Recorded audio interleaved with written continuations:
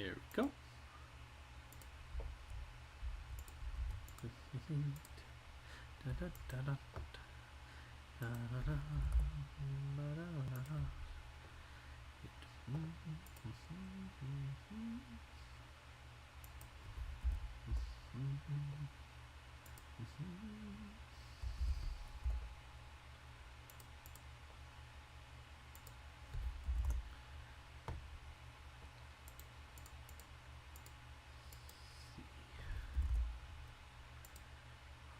There, post there.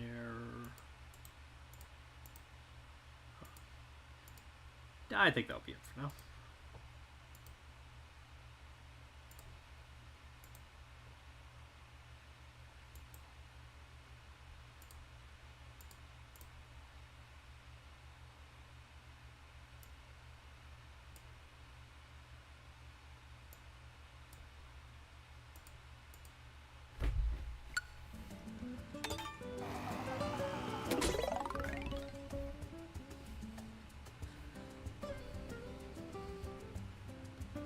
Hello there.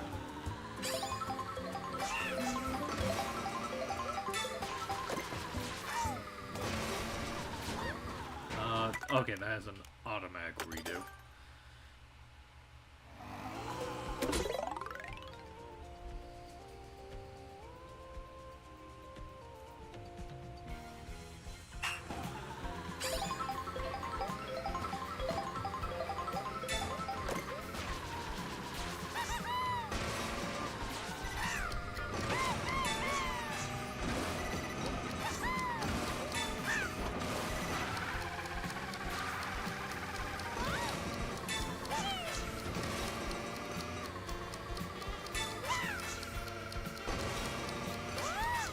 Ah!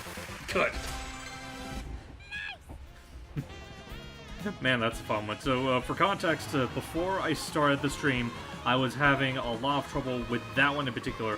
Of course, like, the second I start streaming, I have no problems with it whatsoever. Actually, I'm gonna take a second to check something real quick. While I check around, hope everyone's doing okay.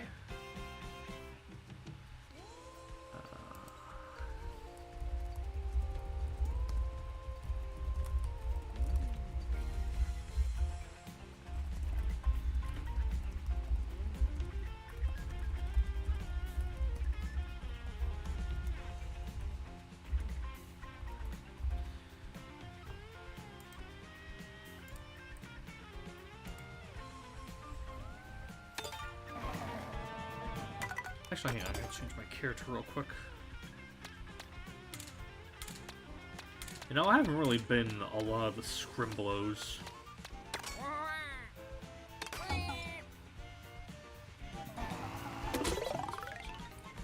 Zip up the left-hand path, mushroom free.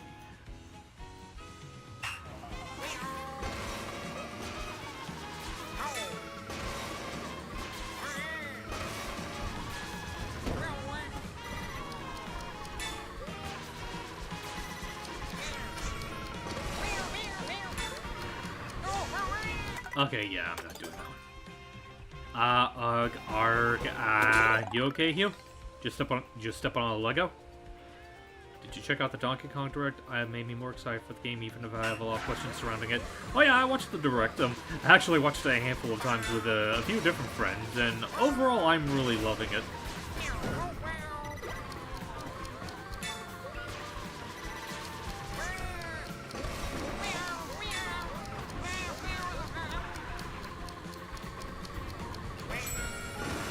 Yeah. That one is really obnoxious.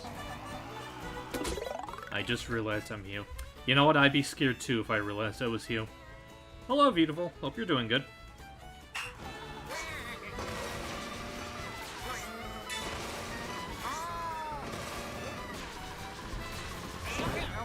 Oh, why did you do that?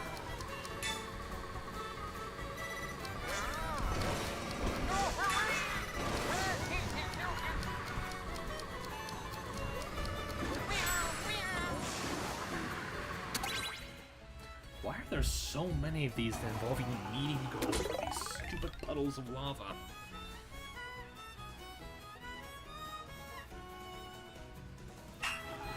I'll help by the fact that, like, I don't know if it's just me, but I feel like the tricking in this game has become a lot more inconsistent. Like, in a sense of, like, I'd be in the air, and I swear I'm hitting the button to do the trick, but the game's like, I don't think you're doing it, so I'm not going to count it.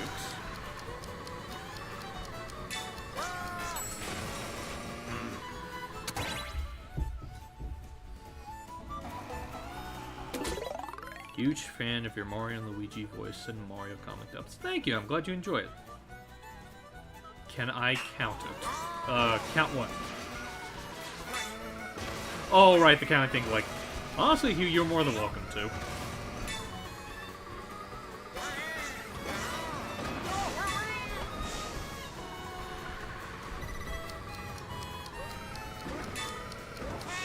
Ah, for God's sake.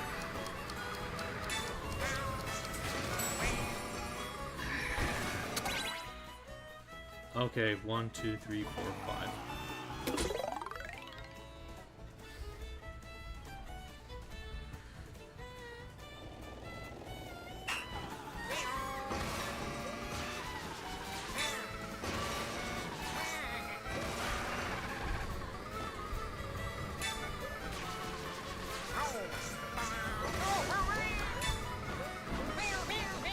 No.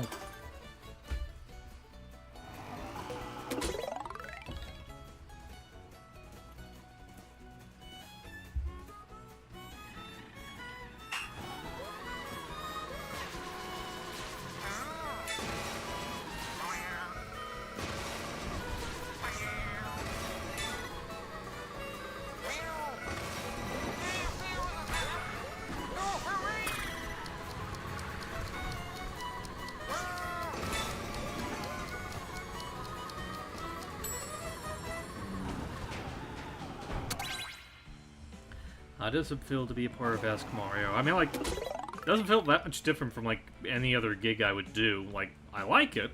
I'm glad people enjoy my performances in it. But again, it's, well... But again, I don't really treat it as, like, any more or less significant than, like, any other gig that I've done.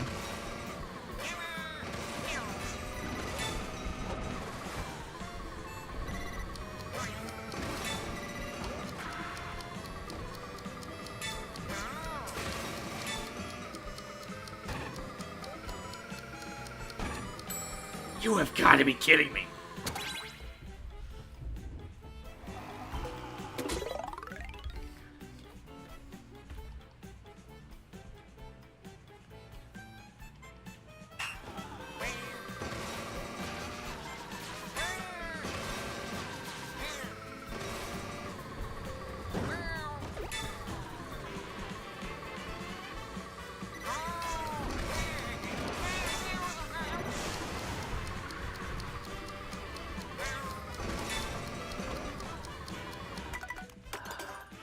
Whoever designed these particular ones, like, I know there are a few I haven't gotten yet, but these ones that I've been witnessing so far, whoever programmed the timer for these, can you do me a favor and step on a Lego? Like, just once, step on a Lego. That'd be nice.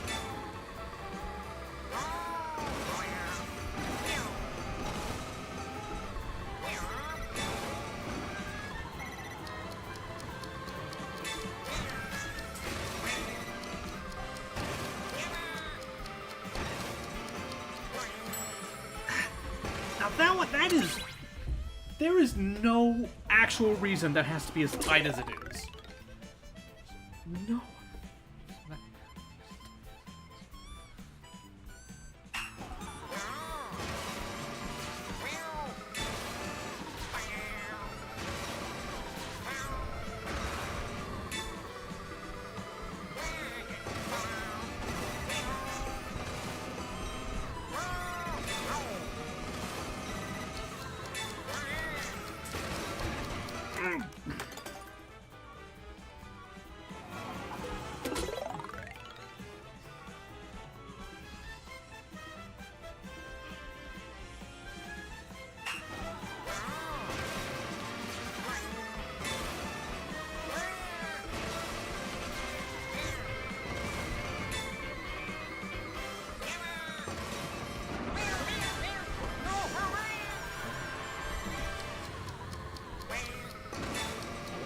Yeah, no, I'm not making that.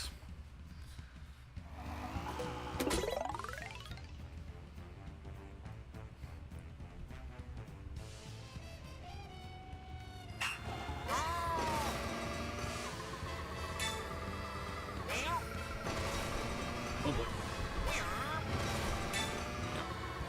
There's a couple of people in the chat. I'll get to you in a second. I just am focusing on this real quick. There we go. Haha! It's gonna be one of those days. This difficult. Yeah, well, funny, you chimed in right as I finally finished up with it, but still. I see I've arrived at the perfect time. Yes, the perfect time to go karting in this volcanic hellscape. Slide by waves of fireballs, don't get singed.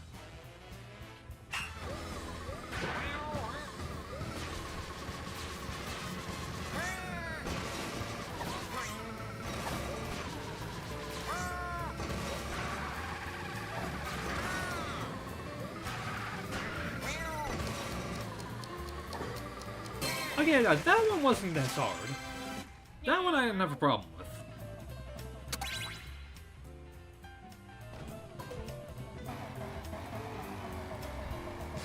Was there another piece switch nearby? I thought I saw one.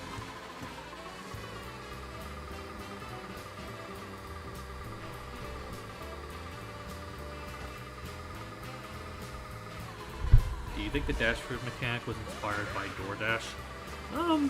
There's a possibility. I mean, you kind of have to go to the places yourself. It's not like there's the delivery system in here.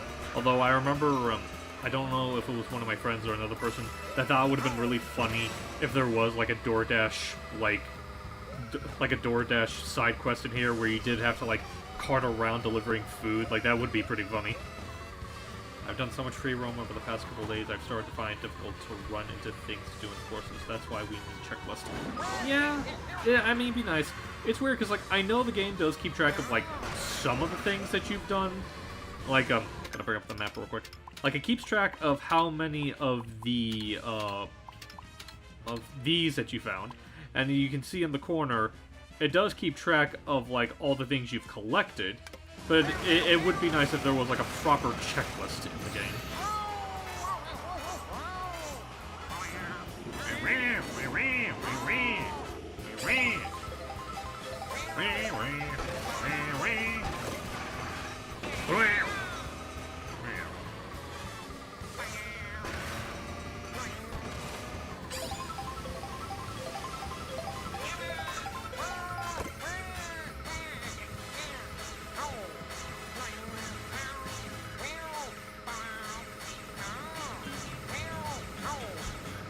Yow!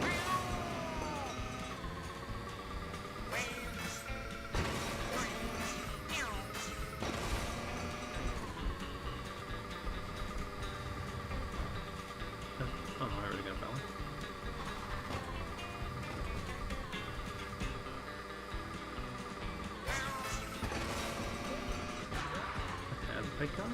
Okay, I got that one.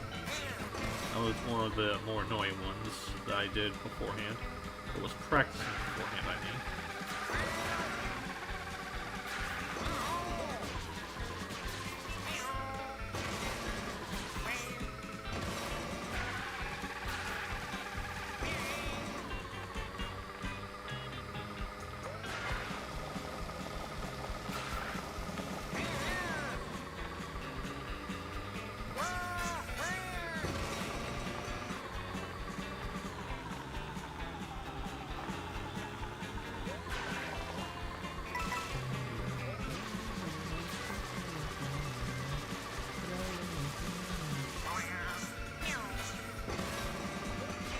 This looks so much nicer than Sonic Racing Crossroads does. I mean, I don't know. I don't want to, like... Oh, boy. Actually, was there something down there? Yes, there was. Definitely.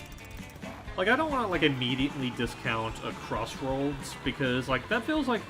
I know a couple of people that are really looking forward to that game. I don't want to be a wet blanket to them, so... Like, I'm probably not going to get it myself, but I'm still sure that's still going to be fun for some people.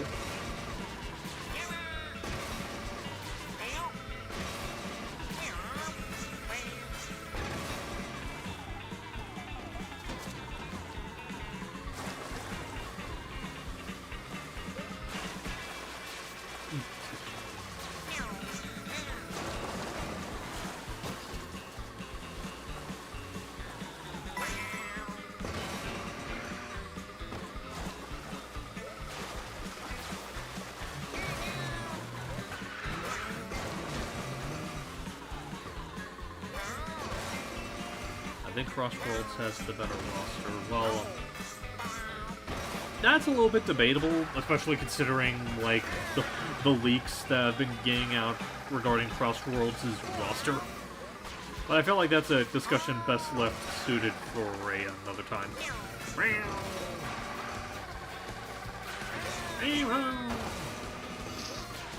Oh, this is where Big Donut is.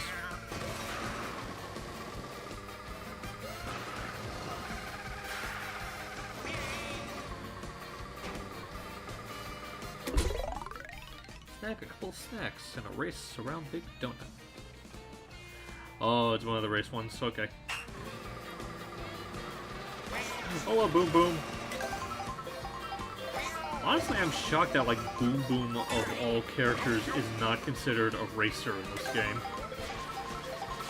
Because if I'm not mistaken, he is in Kart World, isn't he?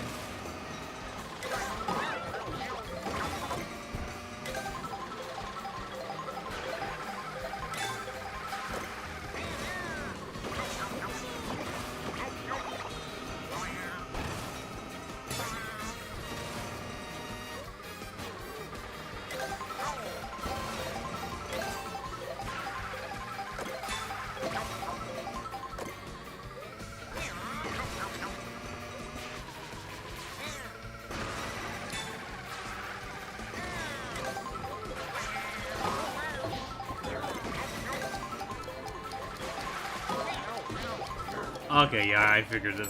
I thought this was going easy at first, but then the game's like, I don't want it to be that easy. Hitbox to be a little big in this game.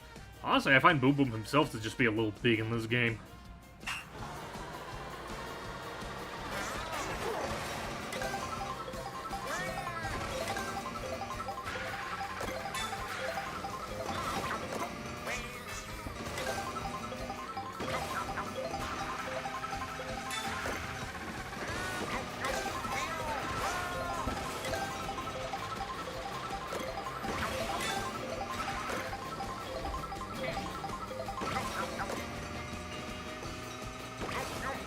Probably should not have gone into the ring like I did.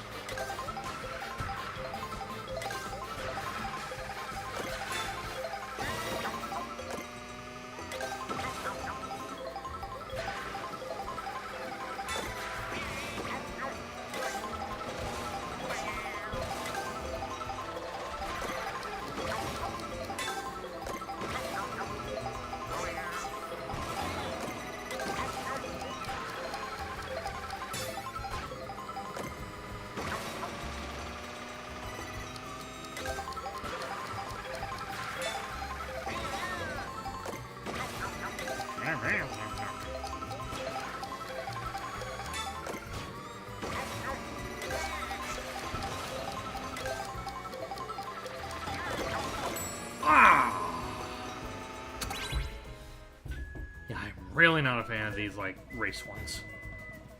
I love what you did with Beth, Gabe, and Sharon. I'd like to know if you looked into lesser-known games such as Phantasy Star, Einhammer, Thunder Force, or Star Garden by Chow Mix. I can't say I've gotten a big amount of familiarity with those, mostly just because, like, the source material has not been, like, fun games in their own right, I'm sure. I just personally do not have, like, the largest attachment to those source games, so.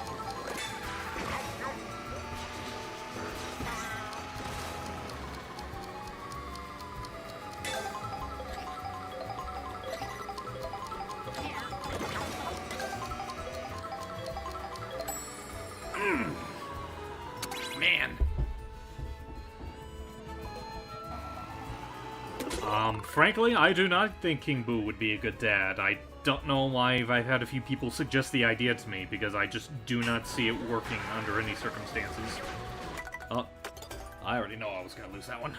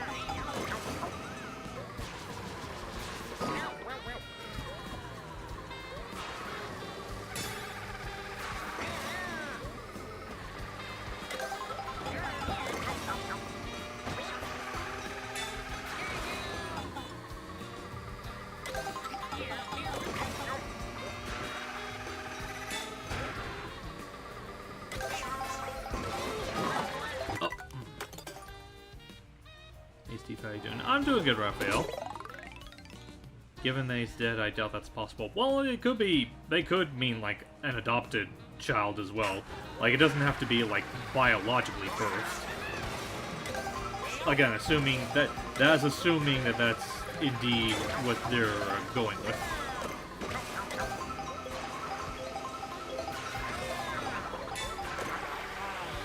I mean, I still don't think it would work regardless, but again...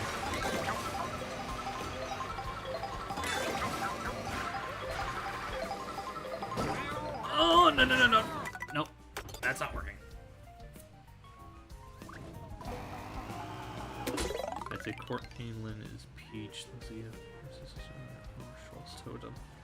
I mean, honestly, like, considering that Nintendo has, like, Kevin filling in for all of Charles' roles, I don't think it's too difficult to assume that whoever is voicing Peach is also voicing Toad and Toadette as well.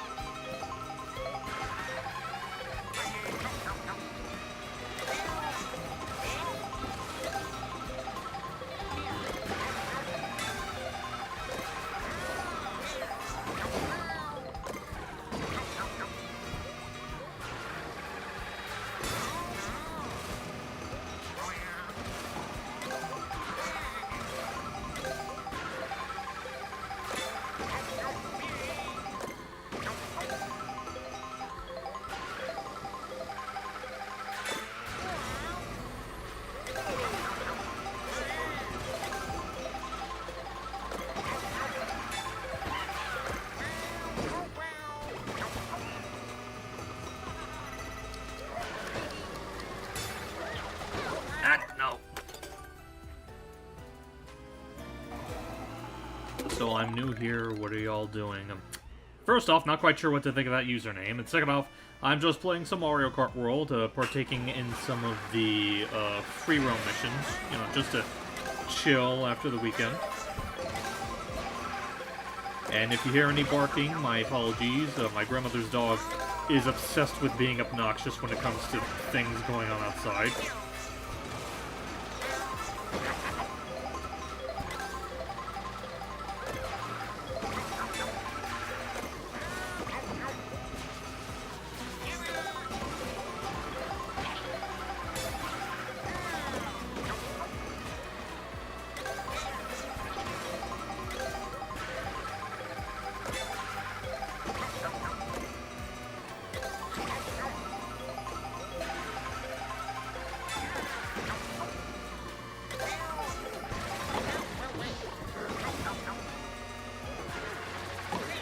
Yeah, I was losing that one.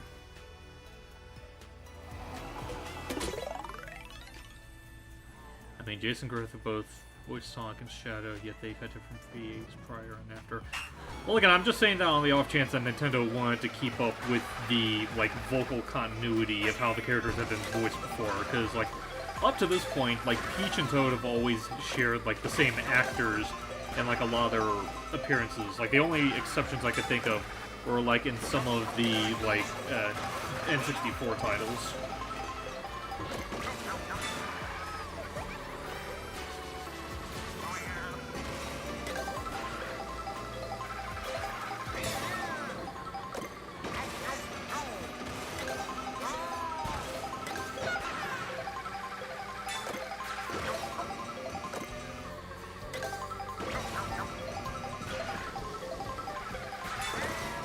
like Scarlet Witch, I agree. But it's like, oh, I love Wanda too. Like, I love how she is in Rivals. But I'm just saying, with a name like that, doesn't leave, like, a whole lot to the imagination, if you know what I mean. Oh, no. Actually, hang on, let me see what else I missed. What are some of your favorite content you've made over the years? Well, I've been enjoying working on the Mario Adventures Continued videos. Those have been a lot of fun to do, as well as just been, you know, just been very fun. Yeah, they're just fun projects to work on. Not to mention, they're, like, some of my more, like, lucrative projects I've had in a while, in the sense of, like, their commissioned work, and the fact that... Excuse me, I don't know what's wrong with me. The fact that I've had the Arthur commission me several times to make dubs of his videos has just been, like, very amusing. I'm glad that he's enjoyed my work enough to stay a repeat customer. I know I pushed that.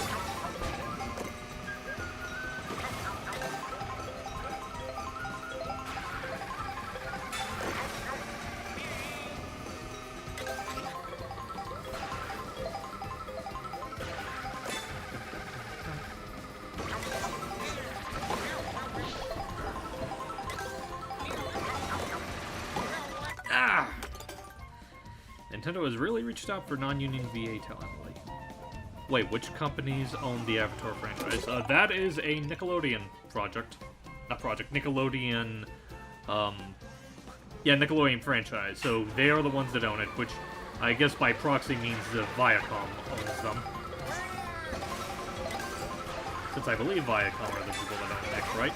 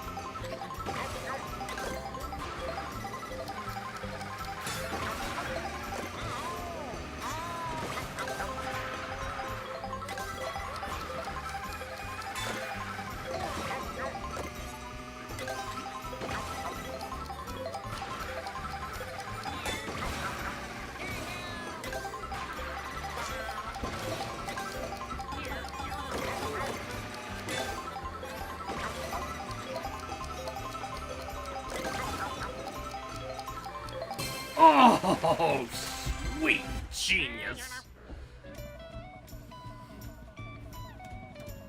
Hang on, I'll take a second to look at the chat real quick.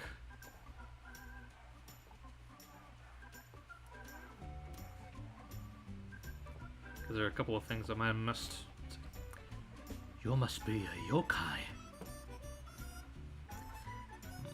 Why is Boom Boom so rude core? I wish I knew what to tell you, Hugh. He just has not been the same since Nintendo started neglecting him. Mario Kart World and Sonic Racing Crossworlds can have dimensional crossovers better than other racing games. Like, I've not played any of those games that you're about to compare them to, so I'll take your word on that.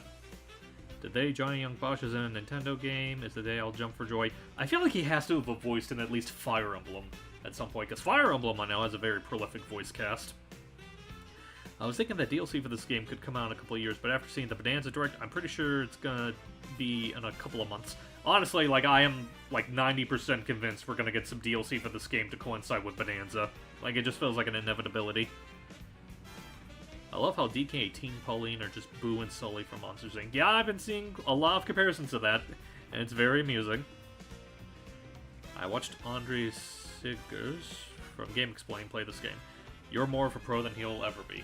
I have not seen him play this game, so I will take your word on me being a pro, but I appreciate it regardless. Though, to be fair, I feel like anyone could struggle with what I just went through. Do you think to celebrate the release of Bonanza, they'll add Dog from Robot Dreams. Well, Hugh, that just spoils the ending of the game if they did that. We gotta be considerate of people that haven't played the game.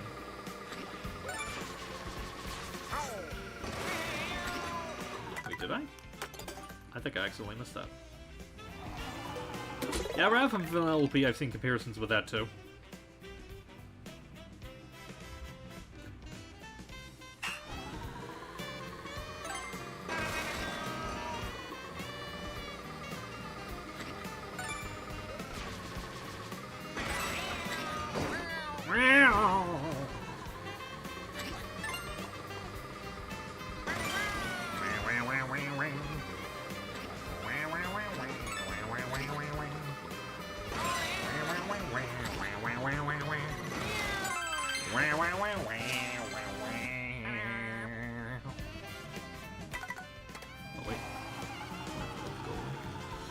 Now I can switch.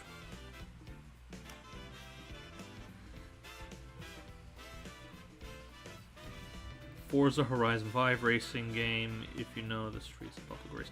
I'm not super familiar with a lot of the more mainstream racing games outside of Mario Kart and whatever mascot racers I'm aware of, so I apologize if I'm not too familiar with the more realistic racing games.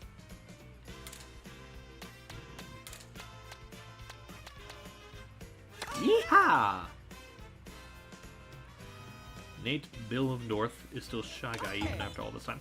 Yeah, there are still reprisals within the Mario universe, so it's not like they've gotten rid of everyone.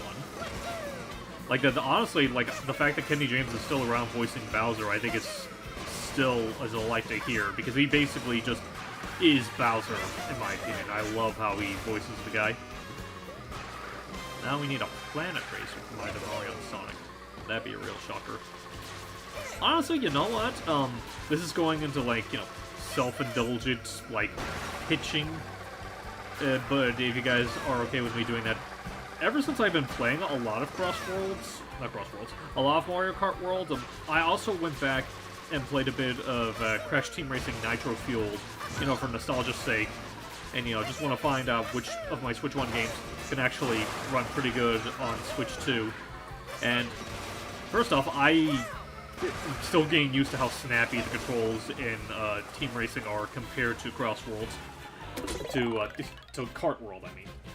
And second off, I'm just thinking, like, I honestly would love to see a new Crash Racing game that kind of marries the whole, like, love letterness. That's a word, we'll pretend that's a word.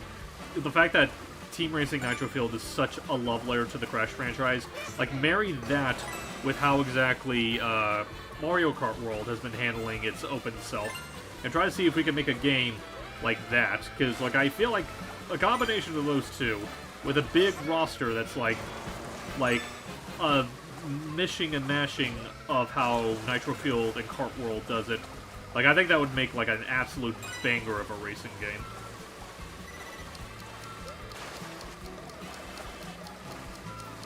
Oh, I did that completely out of...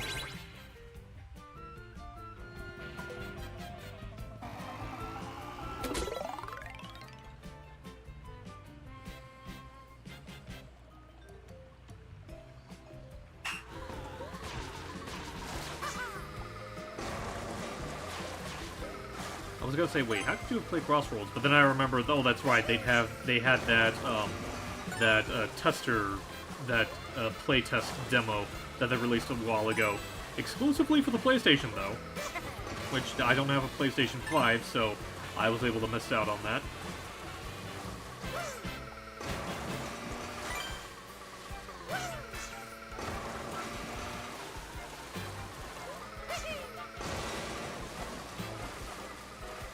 Oh yeah, I did this completely out of order. Let me see. I also love that Daisy, ever since the game Wonder, has had a bit of a tan in her design. It suits her. I agree, like, I really like the tan that Daisy has. But I like Toad for Racer outfit. Looks cute. I almost wasn't going to purchase Bonanza, but after hearing Pauline singing, I'm sold. I'm so happy with how much focus she's been getting lately. Yeah, the renaissance of Pauline, I feel like, needs to be studied. Like, I think it's honestly on the same level of how Rosalina pretty much became, like, a monster mainstay ever since Galaxy.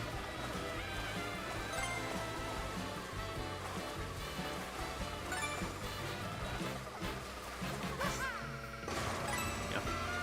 And speaking of Pauline, like, I saw someone mention that, her still being voiced by Kate Higgins in Mario Kart World. I need to look into, like, who exactly is voicing Pauline in Bonanza, because I don't think that's Kate Higgins.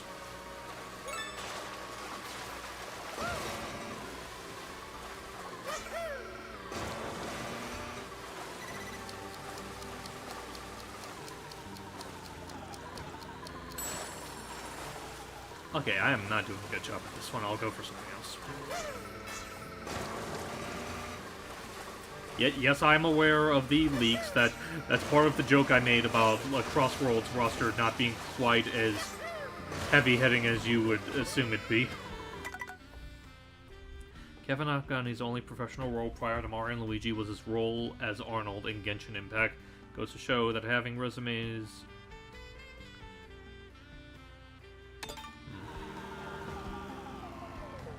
I mean, I have not touched Genshin Impact, so I don't know how he sounds in that game.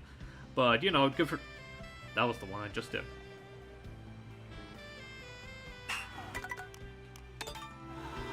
I'm an idiot.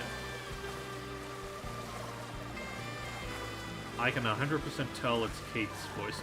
It's... I mean, I'm not going to debate with you, but it definitely sounds quite a bit different from how she voiced Pauline and, like, everything else, which, you know, I guess kind of goes without saying, considering it's, like, comparing a kid's voice with an adult's voice. I don't know, like, I'd have to hear and compare other roles that Kate has done to see if any of them do sound similar to, like, the voice that Teen Pauline here has. You again, you breaking NDAs. Like, I'm surprised you still have a career after all this.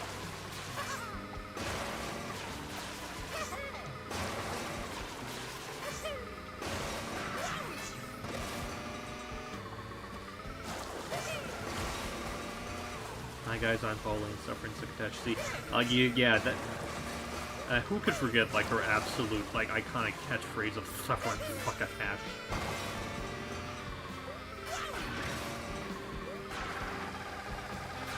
Yeah, that suffering succotash, that's Pauline's catchphrase. And Rosalina's catchphrase is... Ah!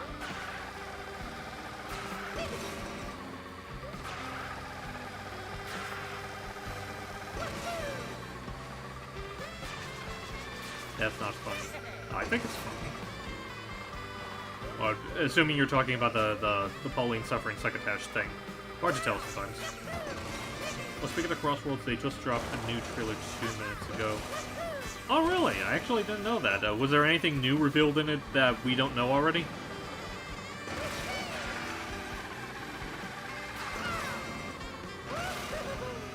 Or is it just, like, just reaffirming things that were already...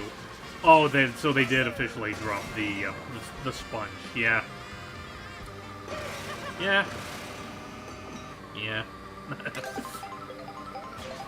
I wish I could have more of a reaction, but alas. Whoa, whoa, whoa, whoa, whoa, whoa.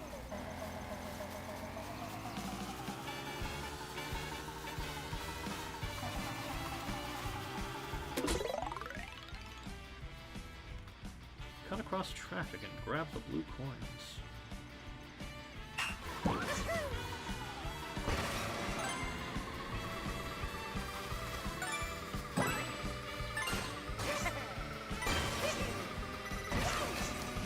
Oh boy. Oh yeah, no. He's not voiced. You know what? I feel like that probably would be a Sega decision, because, you know, for all the amount of successes they've been having with Shadow Generations, let's not forget that they're not above, like, pinching pennies if it helps them out in the long run.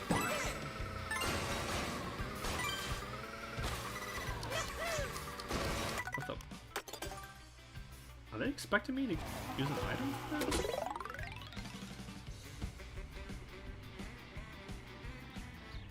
Oh yeah, I did hear about that when it came to Donkey Kong, which... I don't even know what happened there. But, like, honestly, I do find it funny that, like, if nothing else, you can't say that he's not voiced by someone that hasn't voiced Donkey Kong before. So he is voiced by a veteran, if nothing else. This mission can only be done if you put a feather into it. Alright, let me see if I can find a feather somewhere.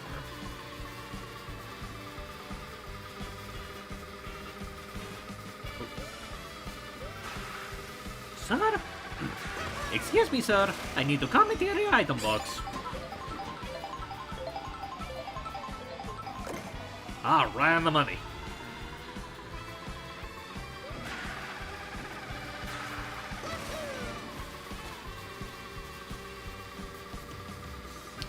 Tom Kenny used to work with Wayne Knight and Jennifer Aniston on The Edge. Fox. That's neat.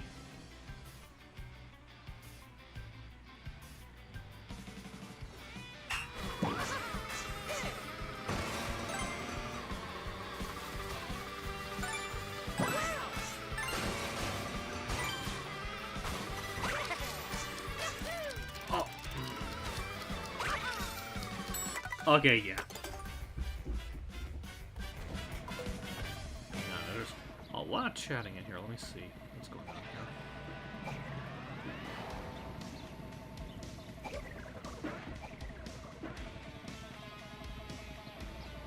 It's weird that they require you to bring an Nami into a mission, but I seriously couldn't have been done any other way.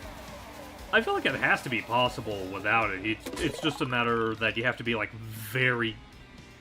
You have to have, like, very good reflexes with it. Yeah, it is weird that, like, they still are not giving us, like, proper King Boo in this... Oh!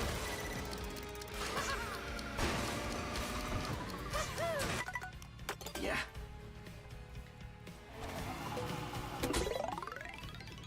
Who knows, maybe...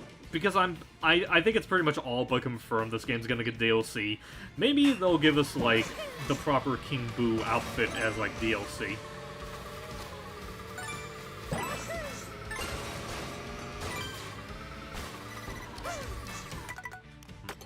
Okay, I think I know what I have to do. I have to do a trick off that ramp. Not the ramp, the rail before the ramp. Then I can do it onto the ramp.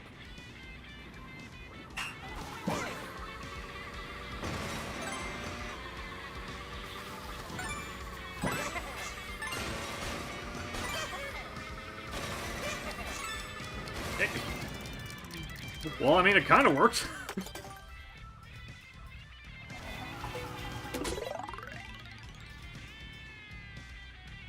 One of his name was Calm Tenny. Well, that's his 12th dimension counterpart.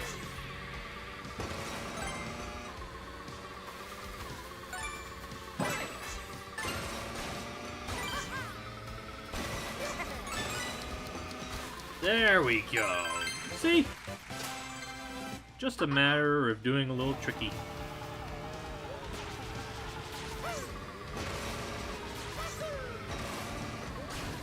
Woohoo!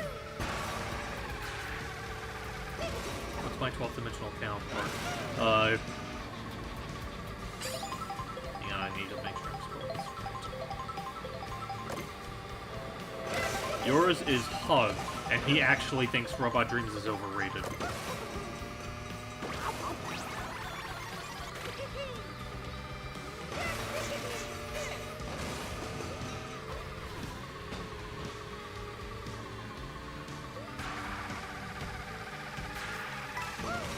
Robot mids.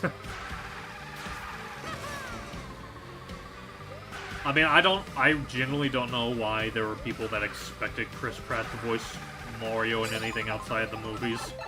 So, yeah. Like a mix of Sonic Odyssey and a mix of Mario Odyssey and Sonic Frontiers.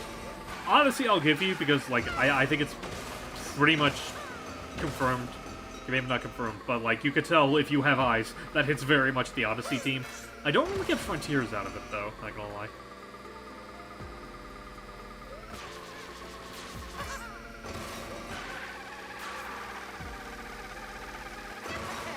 Well, yeah, to be fair, that's also because, like, that was back in the day where, like, the franchise was still very youthful and whatnot, so they never really had like a very established voice for Mario before anyway. Because I think, outside of the D cartoons, I don't think Mario is missing the Mario edutainment game. I don't think that ever... Whoa, what the...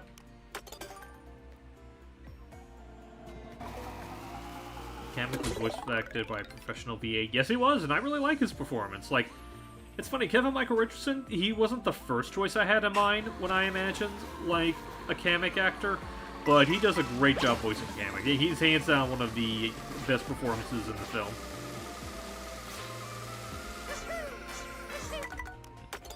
Am I not supposed to do that? I just chugged a bottle of Dr. Pepper. No regrets. No regrets. I will agree with you on that. I wish I had some with me right now, honestly. I mean, I do have some, like, it's in the kitchen, but,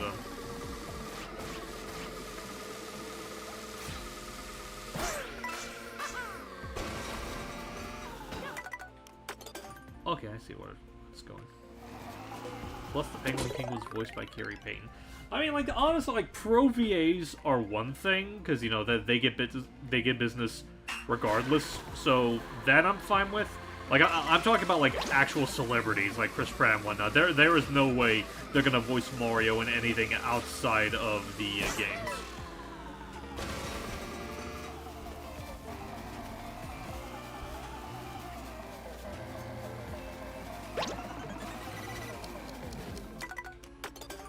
What is even the point of this?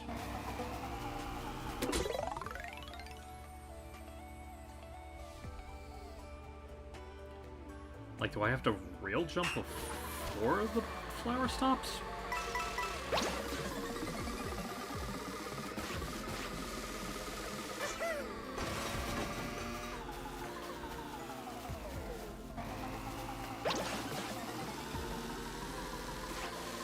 Okay, that was it. Woohoo! Here we go! Yeah!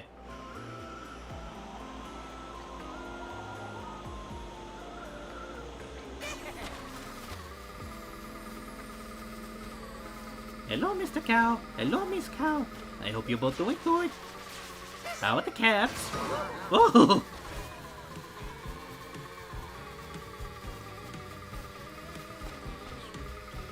I mean, that's true. The voice direction is very much an important part of it. That's part of the reason why I get a little bit annoyed whenever I hear people, like, criticize, like, Roger Craig-Smith as Sonic, because, like, I still think he's a very good Sonic. It's just a matter of, like, not for nothing, he has not been given a lot of good scripts to, like, search fields, abduct blue coins.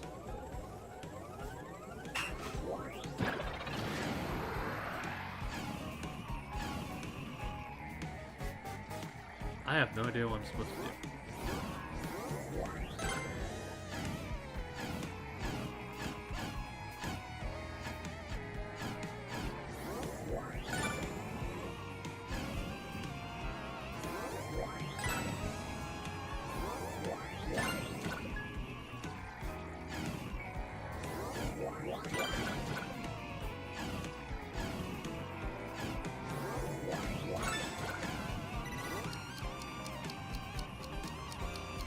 Okay, I'm gonna restart that, but that is a fun mission, actually. Kind of miss the early days of video games where voice acting could just happen almost anywhere. I was born in that era. I should appreciate it for. Well, I mean, voice work is still, like, relatively frequent within the industry.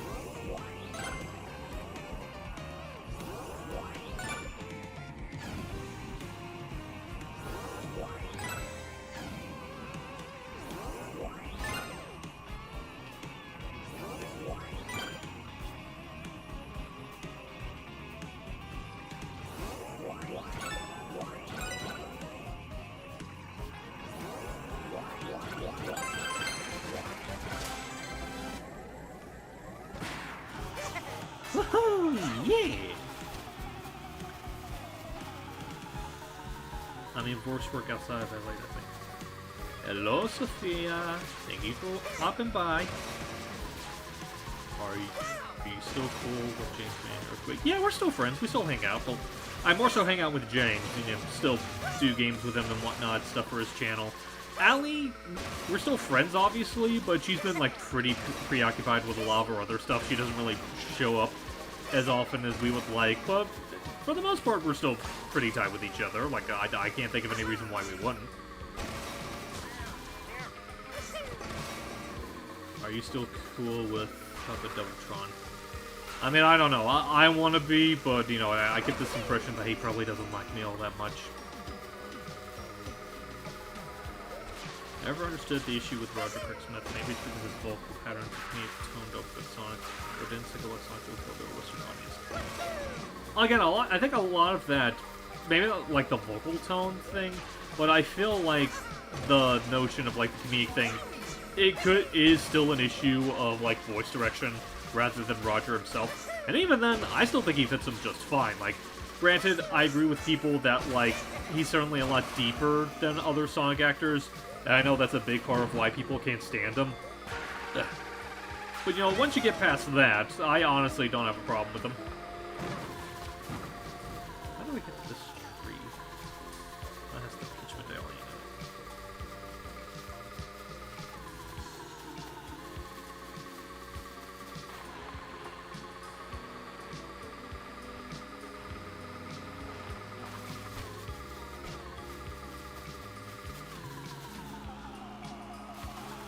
Ah, that's how you do it.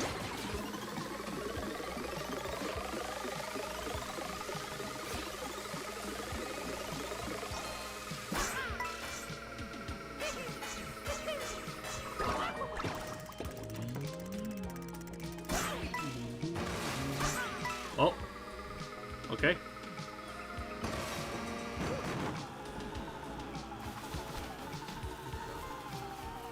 There it is. What's your favorite racetrack in the game?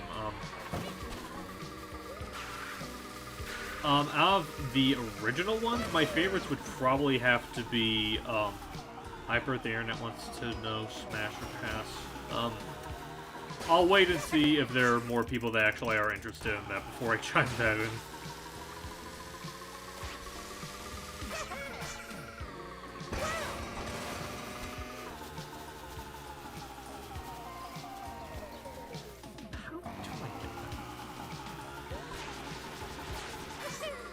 But to answer your question, out of all the original tracks in the game, my two favorites are DK Spaceport and Boo Cinema.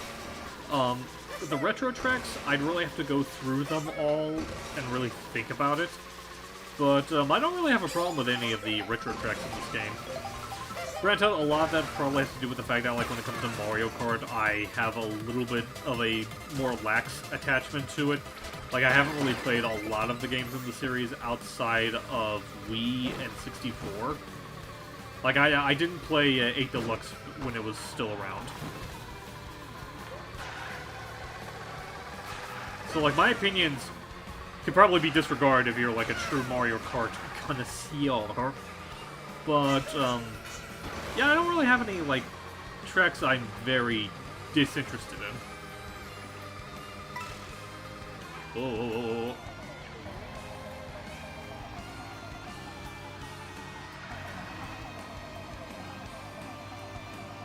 I'm really not sure if I'd really say, trust that there's a blue coin reason for the pipe.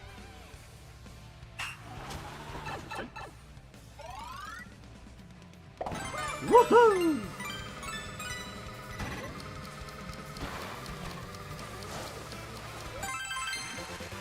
That was certainly a mission. Anyway, I'm honestly not sure if I really like Roger's performance in Frontiers. Like I think I guess it works for the tone Frontiers establishes. I just feel like the voice is, like, funny enough, I got through talking about how, like, people don't like how low Roger sounds. Yet that game has him voicing Sonic at, like, the lowest he's ever sounded, and yet that's the one performance of his that people genuinely like.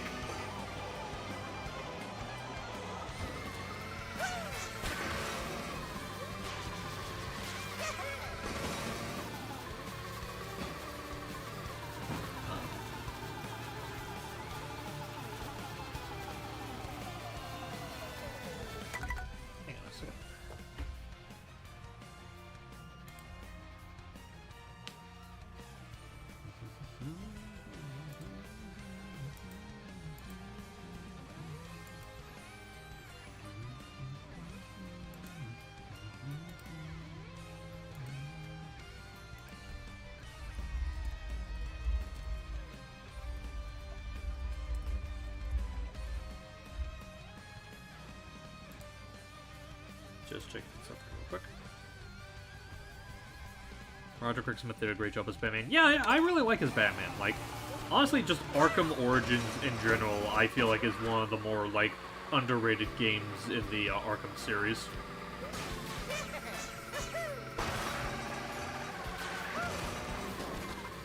Oh, thought I would go. It's not.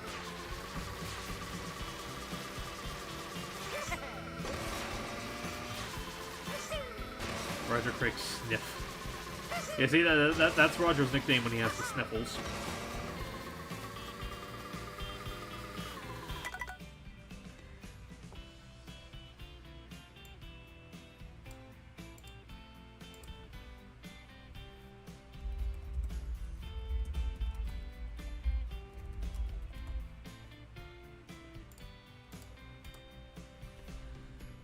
I wrote that and then laughed. Am I stupid? No, there's nothing wrong with enjoying your own jokes.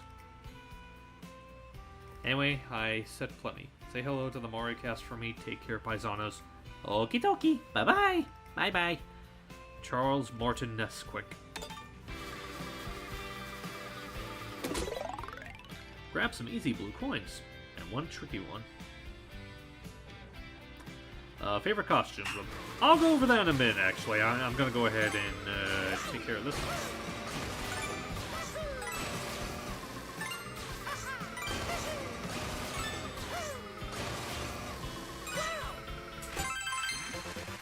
That wasn't so tricky, game.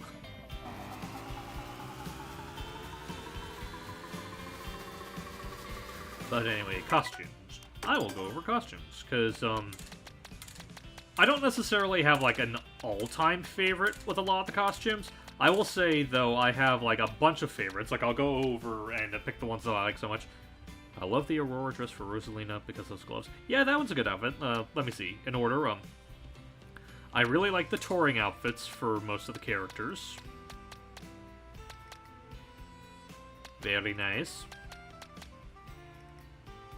Mamma mia. Mario, Luigi. Like, the brothers and the princesses, I think, have fantastic Pro Racer outfits. And, these two I like just purely because of the helmets. Something about the way the helmets look on them is just very silly. What is my best outfit, says Hugh. Hugh, your best outfit is the Hugh outfit. Well, the Koopa's one's also really cute. And Shy Guys, of course. You gotta love that one. Let me see. The Vampire, I know, is a favorite among a lot of people, as well as Jafwario. I think it's time to say goodbye to Prince Boo. Luigi's Oasis outfit is nice, so is Mario's Dune Rider. Daisy's Oasis outfit is really cute. Dapper Yoshi is my favorite Yoshi outfit. I mean, just look at him. Look at this distinguished gentleman. Same with King Boo. This outfit almost makes up for not having a Luigi's Mansion skin. But almost. These two are very cute. Waluigi's Taco Stand, that's a classic. Get along, little doggy. Let's get this train moving. Yeehaw! I'm just a farmer. I'll say this one, I don't know if I'd say it's my favorite, but I appreciate the ludicrousness of Wario dressing up as a wasp. This one's okay. Actually, wait. I need to check. Was there a Bowser? There's a...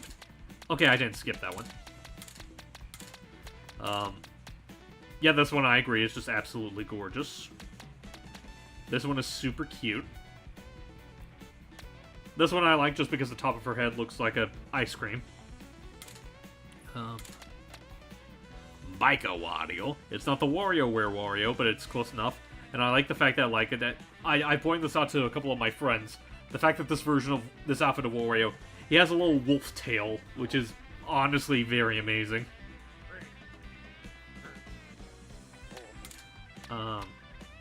This one's really cute. This one is just amazing, just the burger head. I like Bowser being a biker. and Biker Jr. These two are great. This one, I think everyone can agree, is just amazing. The Aviator outfits, I think, are pretty cute. Like, I don't know if they're favorites, but I like that Mario and Peach have, like, matching ones. Captain Wario sailing the high seas! Ha ha ha ha ha! And also, Pirate Boo is also a fun one. What's funny is that, like, these I'm not the super biggest fan of, but the Peach one I think is really nice. These are probably the closest thing we'll get to Captain Toad being in the game. It's not Captain Toad proper, but, you know, we'll take what we can get. I like this one only because it is the only skin D he has in the game, and that's a shame. I'm really hoping that we get more for that soon. Like, I'm convinced that we're probably going to get some of his Bonanza outfits in there soon. Oh, that's right, the Aviator one is the one from Odyssey, that's right. Boy Scout Jr., an absolute classic.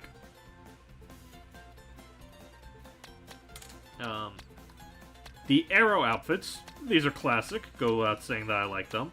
Pauline's is very nice. Again, I wish she would get more outfits soon. Gondolier Luigi is just adorable. This one is definitely one of my favorites. Like, it's probably my favorite of the Odyssey outfits that Peach had in that game. This one's pretty cute. Actually, I noticed, I think I skipped one. Where is it? Oh. Sailor Koopa is just cute. Let's see, was there another one I skipped?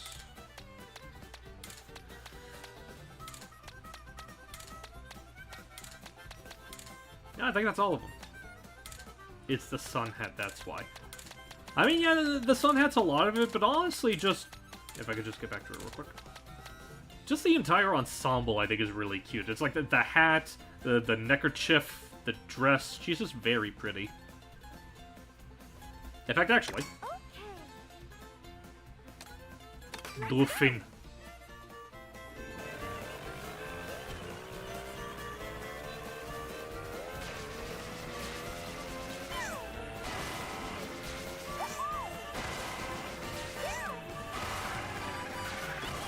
Sucker for sun hats. That's fair. I won't blame you for that. Woo! Oh!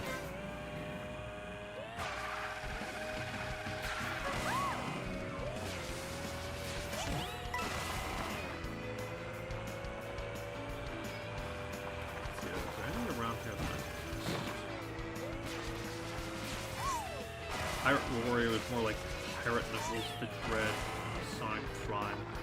I guess. If you want to go with an amateur reference.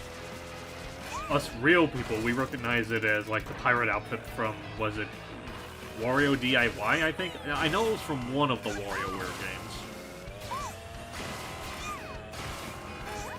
Maybe it was a game of Wario. I'm a sucker for references, they are my weaknesses. Nothing wrong with a good reference here and there.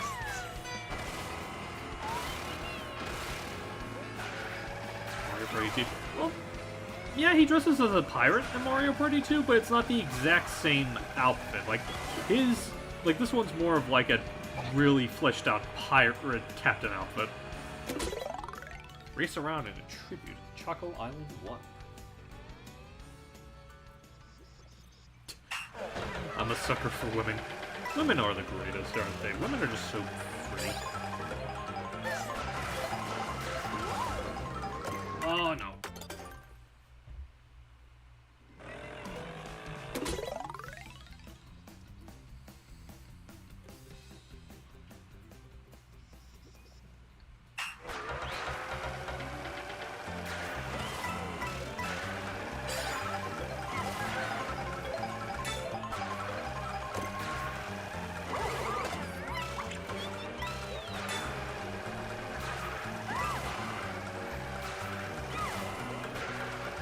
Also a sucker for gloves. No, the gloves are pretty okay. Also a sucker for suits, yeah. You know, that is one outfit that, like, if we do get, like, more Pauline outfits. I really hope her Mare outfit from Odyssey is an outfit that we can get in the game, because that feels like one of the most no-brainer outfits you could ever put in a Mario Kart. As well as all the ones that she had in Tour. Like, I have not played Tour, but I am aware that she has a lot of them in that game.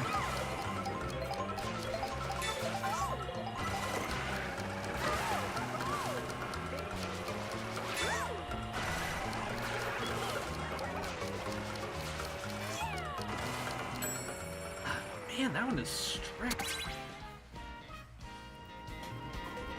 I only stick with the Pro Racer outfits. They look stunning. Oh yeah, the Pro ones are good too.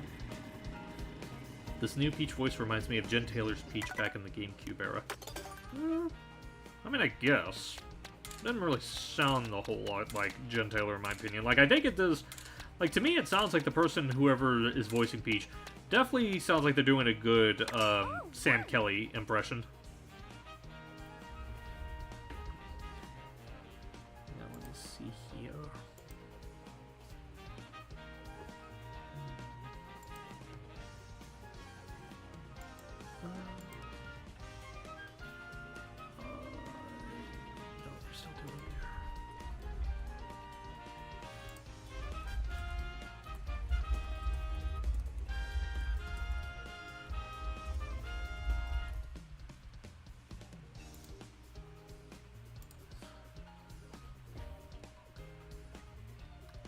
Aristocrat Boo just makes me think of a funny scenario where King Boo is acting like a gentleman and Luigi's like, "What the heck are you doing?" Long and they're stylish, even though I enjoy a good aristocrat, pirate, and biker though. I've seen a YT video claim it's Courtney Lynn. Yeah, Courtney is like the most popular theory I've heard when it comes to like who the new Peach voices. My friend Sam also mentioned that like apparently Courtney voices a character in I forget the name of the game, but there's a character she voices in that game that she thinks sounds very similar to how Peach sounds in this game. Thus fueling their speculation that it is indeed Courtney Lynn as Peach.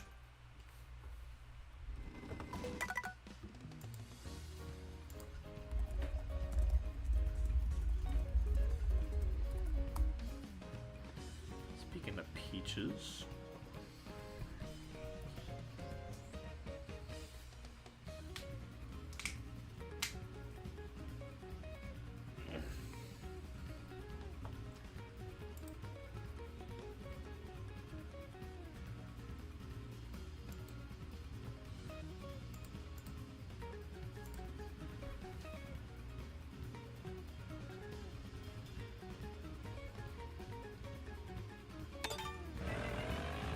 Imagine Sonic Racing Cross Worlds can have collab with Crash Bandicoot Dimensional Crossover. Honestly, like, I still would love the idea of... Oh! I still love the idea of Crash and Sonic crossing over at some point. Like, I feel like maybe not a proper game crossover, but I would definitely love to see, like, a comic or maybe even, like, a movie pairing up the two. Because I feel like both their worlds have, like, a lot of similarities to where I think a crossover between the two of them would work very well.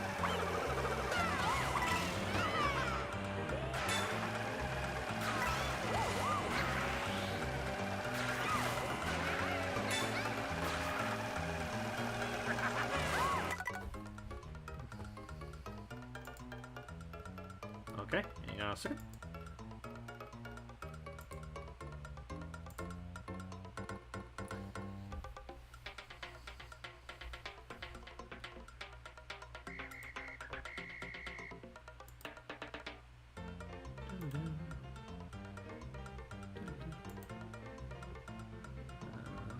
Gotta pick up.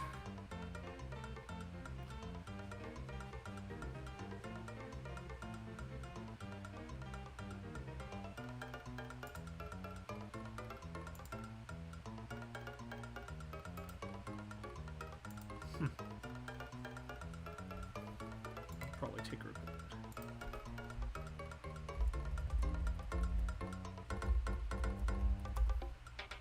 I'll still be open. She'll hop in when she's ready. Sorry, a friend was gonna join, and I guess they still need a bit of time to get ready.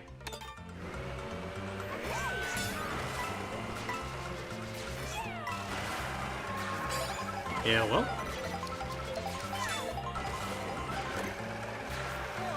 Oh, no worries. Oh, boy.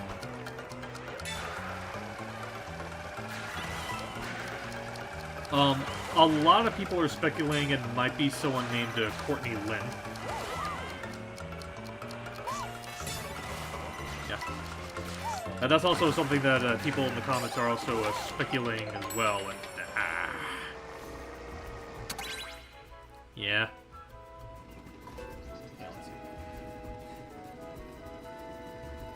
That's okay. I figured at the very least you'd hop in and keep me company while I do a bit of this. Let's see. See ya.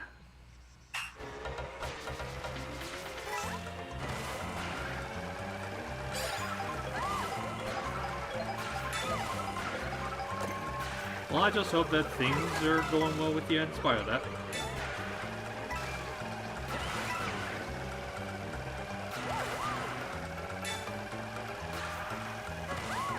That'd be cute. Oh, hang on a second. Oh, okay, sorry. Okay, sorry about that. That is my bad. I forgot that I had the desktop muted, and now people should be able to hear you. Oh. Well then. But yes, look who it is. It is my friend and sister Celely. Some people might recognize her as Peach in the Mario Adventures Continued videos on my channel. I can't do it right. I can't hit that register right now. No worries. Man.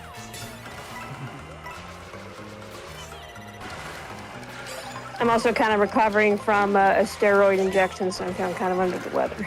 Oh. Well, I hope you feel better. And by steroid, I mean the legal steroids. I would hope so. Ah. Man. Dang it. I swear, these tribute race ones, like, I talked about before, but a lot of these P-Switch missions have no right to be as strict as they are sometimes. I can't believe they even brought P-Switches into Mario Kart. Yeah. I mean, I like the missions. It's just that, again, some of them are just, like, they expect a lot of, like, fidelity out of the player in terms of, like, cutting corners and making sure you waste no time. Yeah. You want to hear something silly? When I first started playing this game, I couldn't charge my vehicle up fully when I was racing with Slick, and I was like, why can't I charge it up? He could charge his up all the way, why can't I? And then when we finally ended the call, I finally figured it out. Oh, it's because I had smart steering turned on. All right.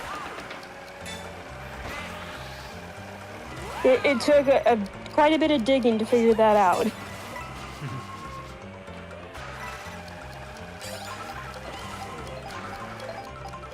Oh. Embarrassingly enough. That's fine.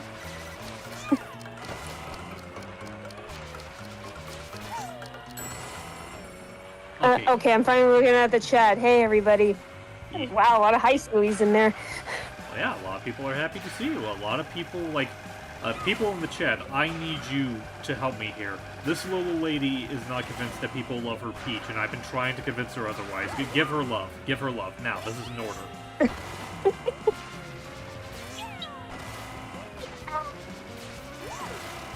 Okay, I'm sure you said something as Peach, but Discord didn't want that to be picked up. I said I can't do it right now. Oh, poor little sis. But I know I said this to you earlier, Steve, but I was watching the Mario Power, or no, it was Mario Golf Toadstool Tour intro, right. And the way Peach is like, Mommy! I was like, wow, that almost sounded like my Peach voice. Yeah, I can see that. I had to do a double take. I'm like, was that Jen Taylor or was that me? Did I somehow travel back in time so I could voice Peach in a GameCube game? For some reason, so I met both, so about a little over a year ago, I met both Jen Taylor and Samantha Kelly at Washington Gaming Expo. They were both there. Aww. And I both gave them, I gave them cross stitches of like Peaches they'd voiced, and like I gave Samantha Kelly one from Bowser's Inside Story, and I gave Jen Taylor the Super Mario 2 for Game Boy Advance Peach. That's cute. And I'm just like, I hope I didn't make them uncomfortable by doing that. I mean, it's a free gift. I don't know why they'd be uncomfortable by that. I don't know. I guess I felt like I was being a little too forward. I think you're worrying too much over it. Maybe. I hate to humble brag, but so Samantha Kelly posted on her Facebook that the day she found out that she was no longer voicing Peach, and I told her how much she inspired me and how I finished my Peach cosplays because of her. And when I posted that comment on that post, she replied with, "I adore you," heart emoji. Aww, that's sweet. And I was the only one she replied to for at least a few days, so I was like, I feel special. Then she started replying to some other people. She wanted you to have special privileges. Special privileges from Samantha Kelly. Nothing wrong with that. I'll never forget when I first did my Peach voice for her when I met her at a con. Her jaw dropped to the floor. It was so cute. Aww. And then a couple years later, I went back to SAC Anime cosplaying as Peach, and then sitting right next to her was Laura Faye Smith, and they both took photos of me. Laura Faye Smith, that's the current Rosalina, right? Yeah. Okay, just making sure. Whoa! Oh, jeez. Thought taking the train would give me a round for her. One thing I want to try to do this year, if I can't do it this year, it's no biggie, but I kind of want to do the, I was thinking of entering the cosplay contest at SAC Anime as either Peach, Daisy, or Rosalina. Uh-huh. I don't know. I was going to go just because Kira Buckland's going to be there this year, but PAX West is also that weekend, and there's a Nintendo cosplay gathering the first day of that convention. So I don't know. I'm conflicted.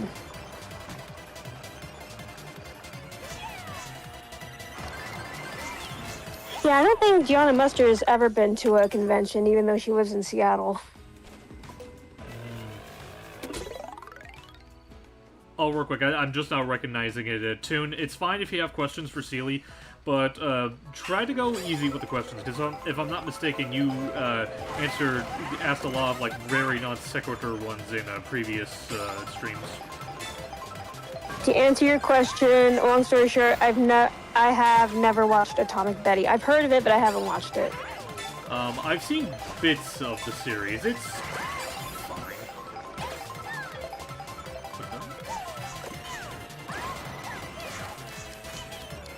What I am thinking of doing, and the chat can hear it here too, is once I finish all three of those costumes for Peach, Daisy, and Rosalina, I want to do a one-woman show with those three.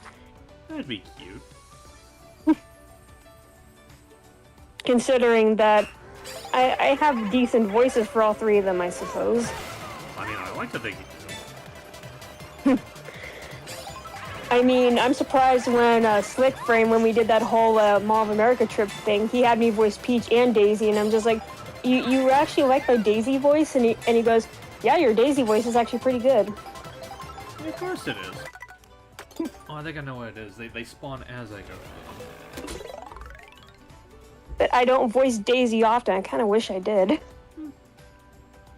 Well, who knows? Maybe you'll get a chance to do so more often. Like, I imagine in that instance, a lot of it has to do with the fact that, like, he probably asked out of convenience, since I think you were the only other girl during that portion of the trip, weren't you? Yeah. Aside from maybe Monica, but I know Monica isn't quite as like... It wasn't just me and Monica. It was myself, Monica, and Maya. Oh, right, Joe's girlfriend. And Sarah. I really hope one of these days the previous Mario VA spills the beans on why Nintendo replaced them. Well, I always imagined that, like, there was a time when Marne wanted to, like, eventually not retire from voice work altogether. Like, I think he's still doing that regardless. But I imagine it's an instance where he probably would want to, like, take... I don't know, I don't want to put words in Martin's mouth, but I know, like, sooner or later, you can't voice a character forever, as sad as that is. I know that Charles Martinet had said that he wants to, he still does it, every once in a while, like, unofficially, but he wants to preserve the integrity. Right.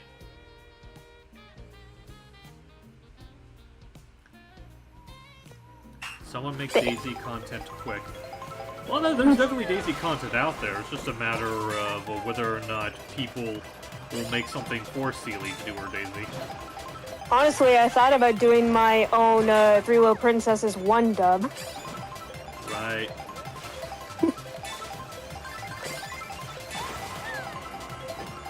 Oh, wait, the internet in its youth. Ah, yes, when dial-up internet was still a thing.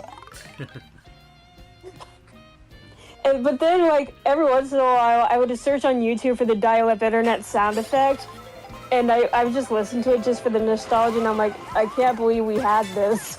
Yeah, man. Honestly, if not that, one thing that I would like sometimes do is there's a video showing up all of the Windows startup sounds over the years, and just the startup sound for like 95 and 98. 90. The one where it's like dun dun dun dun dun dun. Yeah. Yeah, that's my favorite one. Oh man, I wish we could bring those back without having to do any special hacking or anything like that. Yeah, it'd be neat. Oh yes, my alias was Say's Reincarnation. I don't use it anymore though. Actually, hang on, since we were talking about Daisy real quick.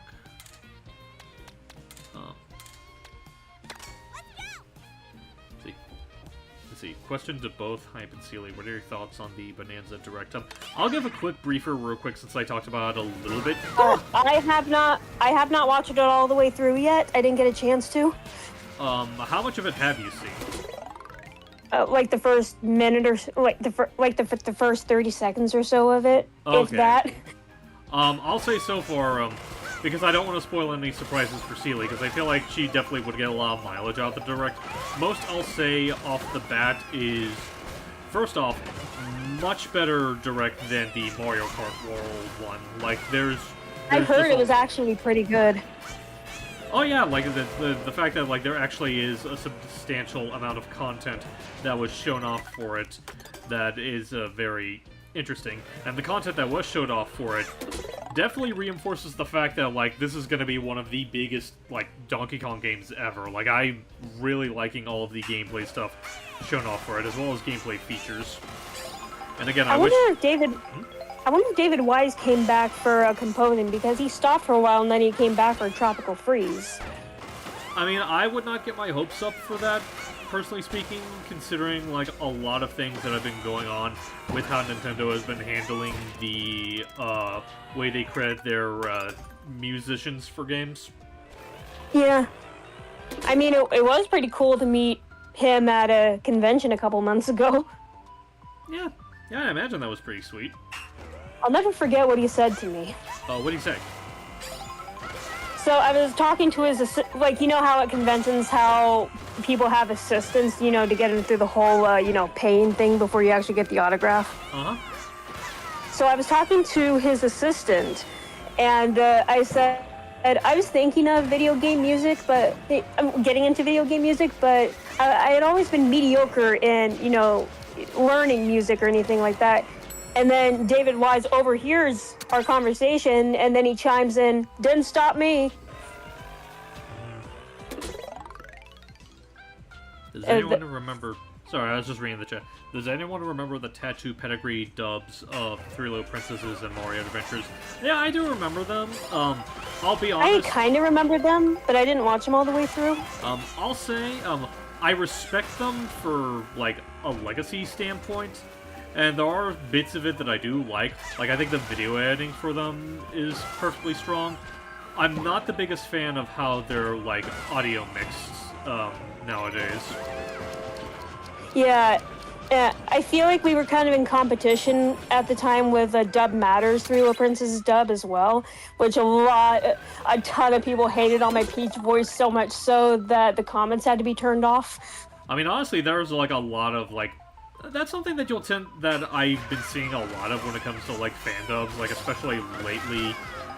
There's like people's biases when it comes to like certain groups and certain dubs can be a little bit insufferable to deal with. And I know, like, with those dubs, I know a lot of people were, like, very irritable at the idea of us dubbing something that Tattoo also dubs. Yeah, I guess there was that, too. But I think the dub on Dub Matters that I'm most proud of to this day was the Who Voiced It Better, the Pikachu Samus Zelda dub. Yeah, that one was a cute one. I'm so impressed with myself and on how I was able to make my voice go so high pitched to hit Pikachu's register. Has anyone I wish I couldn't. Oh, sorry. I was just reading a Hugh's comment of, has anyone else ever played a video game? I heard they're kind of fun. Video games are so fun. Yeah, oh my gosh, I just had the most random thought in terms of video games. Oh, what's that?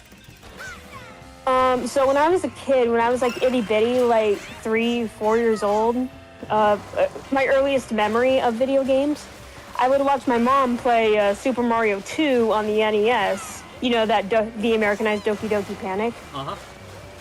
And every time I'd see Shy Guys, I'd think of donut holes. Like white powder, yeah, like powdered donut holes. I remember eating them like when watching Mom play too, so it's like I associated donut holes with the Shy Guys' faces. Actually, hang on, just... Let's see, where is he? What is your most weird dream that you ever had in your sleep as a kid? Well, I can't remember anything off the top of my head, but one thing that still sticks out to me to this day, well, I don't even remember what happened in the dream, but you know, like in Ocarina of Time, when you get caught by one of the guards, that you hear this loud whistle? Uh-huh. I remember something happened in the dream to where I heard that whistle was so loud, it woke me up out of a cold, dead sleep. Oh. Like, hearing that whistle in my dream woke me up out of a cold, dead sleep. Yeah. Oh man, that sucked. I can imagine. Has anyone ever woken up, like, from a bad dream or a nightmare to where it was so intense you wake up and you feel physical pain in your body, like, for a few minutes?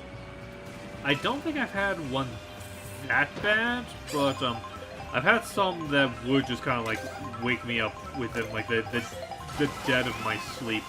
That's a fun way of phrasing it. But... yeah, it's so weird. Everyone seems to describe it as, like, cold, dead sleep. I think the weirdest dream I ever had was the one where I was a robot. What happened in this dream of yours, Hugh? This robot dream, if you will.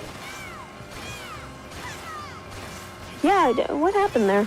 Sorry, I'm just catching up on chat too. No, you're fine. If it's any consolation, sis, it's a little gag on the fact that Hugh really likes this indie movie called Robot Dreams. Honestly, I think you might like it too, Celely. It's a really cute silent film. What's it called again? Robot Dreams. Oh. I think the only silent film I've ever seen all the way through was A Trip to the Moon. Ah.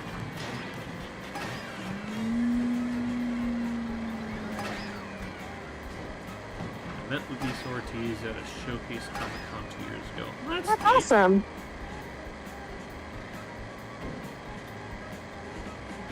I really wanted to go to SAC Anime so I can meet Kira Buckland, just because she and I kind of indirectly worked on the same project.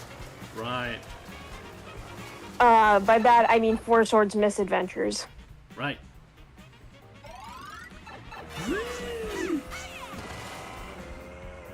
I'm not sure if Vic is planning on... I think he's trying to get back into that, but since I haven't been able to work on As Zelda due to being on a hiatus, I figured it would give Vic some more time to get back to working on that.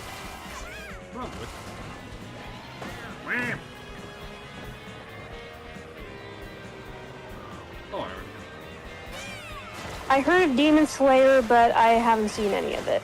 Yeah, me neither. I've seen bits and pieces. I'm not super big into anime, so I can't say I've seen it myself. I've been trying to get into, kind of some newer anime, and haven't found one that really sticks to me yet. Speaking of anime, I'm wearing a Sailor Moon t-shirt right now. Aw.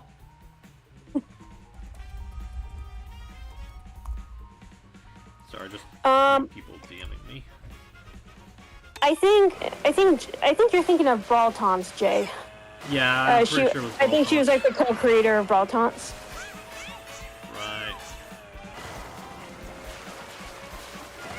If someone paid you to voice act an anime or anime video games, would you do it? I mean, honestly, a gig's a gig, and I definitely am not in a position where I can turn those down.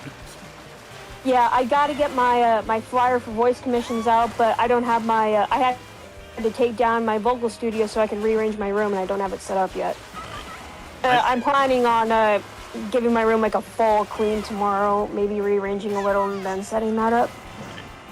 In my case, I know I really need. I know I really would like to pick up on more commissions, mostly just because I don't know if you saw my post about Celely, but I had a dental emergency that I need to take care of. Yeah, you told me about that directly. Oh, well, I don't remember if I told you all the details about it, so just as a primer, one of my teeth are starting to chip away. Yeah, I think you did mention that. I know how that feels. Yeah, and, I've been overdue for a dentist appointment for a long time as it is, but, once that happened, it just reinforced the fact that, okay, we need to take care of this soon. So I've been trying to, get more work so I could save up money to, actually afford a dentist appointment, which that wouldn't usually be a problem, but the only reason I've been very particular about it in this instance is the dentist that my folks went to, for some reason, they don't carry my particular insurance. Weird. Yeah, it is weird and dumb. Yeah, it took two other dentists. I have a story to tell where I may or may not have been a victim of dental malpractice. Oh dear. Long story short, this dentist messed up my tooth by putting fillings too deep to where they were rubbing my nerves. Oh, that has to suck. I'm sorry about that. And I had to get 2 emergency root canals. Then my dental insurance was maxed out for the year. After that, and that was on January 1st. Or no, January 2nd that happened. And then my insurance was maxed out for the year until I started working full time. And then this other dentist made it sound like that we have to just pull the teeth out and call it good. And I'm like, you're not taking out the left side, the entire upper left side of my mouth. Thank you very much. I'm not losing half my teeth just because of that. So I found another dentist, got that figured out, and those teeth still hurt every once in a while, but they're not nearly as bad as what they were. Well, that's good if nothing else. Yeah. I tried to make a long story short, and I ended up giving you the long version. Hey, I don't mind. Yeah, that's the problem, Jay. There aren't many attorneys around here that take on dental malpractice cases. That sounds like an absolute travesty. To answer your question, Toon Man, most annoying character to deal with that's not Zelda related. Let me think about that for a minute. Oh, hang on, not here. This is the one I was having trouble with. Yeah, I do have to think about that one. No rush.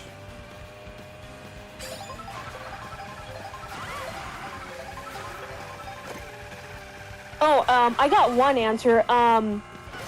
Gen 2 Pokemon, Silver.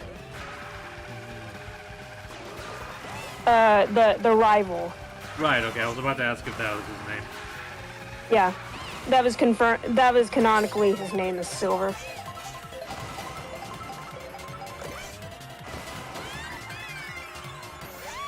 Just imagine, when you tell people that you're gonna face your rival Silver, all of the people in the Pokemon world are just saying that it's no use!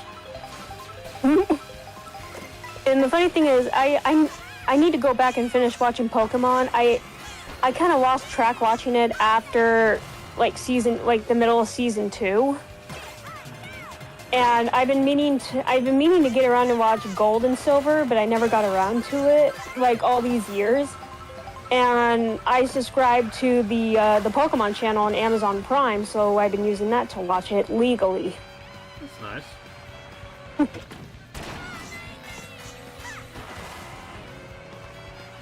My favorite Mario Kart World and Sonic Racing Crossroads character. Well, I'll say right now, she hasn't played Crossworld, so don't expect an answer for that particular part of the question. Yeah, and I've only played Mario Kart World once just because I haven't had the time or energy. It's not only that, but I'm trying to finish my my cross-stitch, my listings for it. In fact, someone just placed an order on Etsy. I just fulfilled that and shipped it off. That's neat. I finally got an Etsy order. Yeah. They wanted so for my keychains I have 2 different versions of each character for Oracle Seasons and Ages. One of them's the LCD colors, which kind of looks a little like kind of washed out and like really light. And the true colors are more they're darker, but they're more brilliant. And this customer ordered a True Colors Din and Nehru. And then, for good measure, they threw in an order for a green curve from Amazing Mirror. Yeah, so I gotta just... Oh, I saw they redacted it because they wasn't sure if they wanted me to compare it. I saw a comment saying that they thought that Daisy had the biggest rump of all the girls in Mario Kart, and I was just gonna take a second to compare. Oh. Let's see. So there's Daisy. There's Peach. There's Rosie. Rosie. Oh yeah, that's another costume I got to do at some point is Pauline, which should be relatively easy. Honestly, maybe it's just my eyes, but all 4 of them look evenly caked to me. You know what? That doesn't shock me. Knowing Nintendo. Like, I guess... I mean, Pauline did have pretty big hips in Odyssey. I mean, but that could be just the dress shape, too. I mean, that tends to do that. Well, she was definitely shapelier in Odyssey, and in the previous games beforehand, she's also been rather shapely. Like, I guess people would probably think Daisy just because, like, she probably has wider hips, and the fact that she's kind of bending over makes it a little bit more pronounced. I remember when I first started cosplaying as Daisy with that one girl who cosplayed as Peach. I remember she told me that I'm a perfect comparison to her because Daisy is a bit shorter and her boobs are bigger.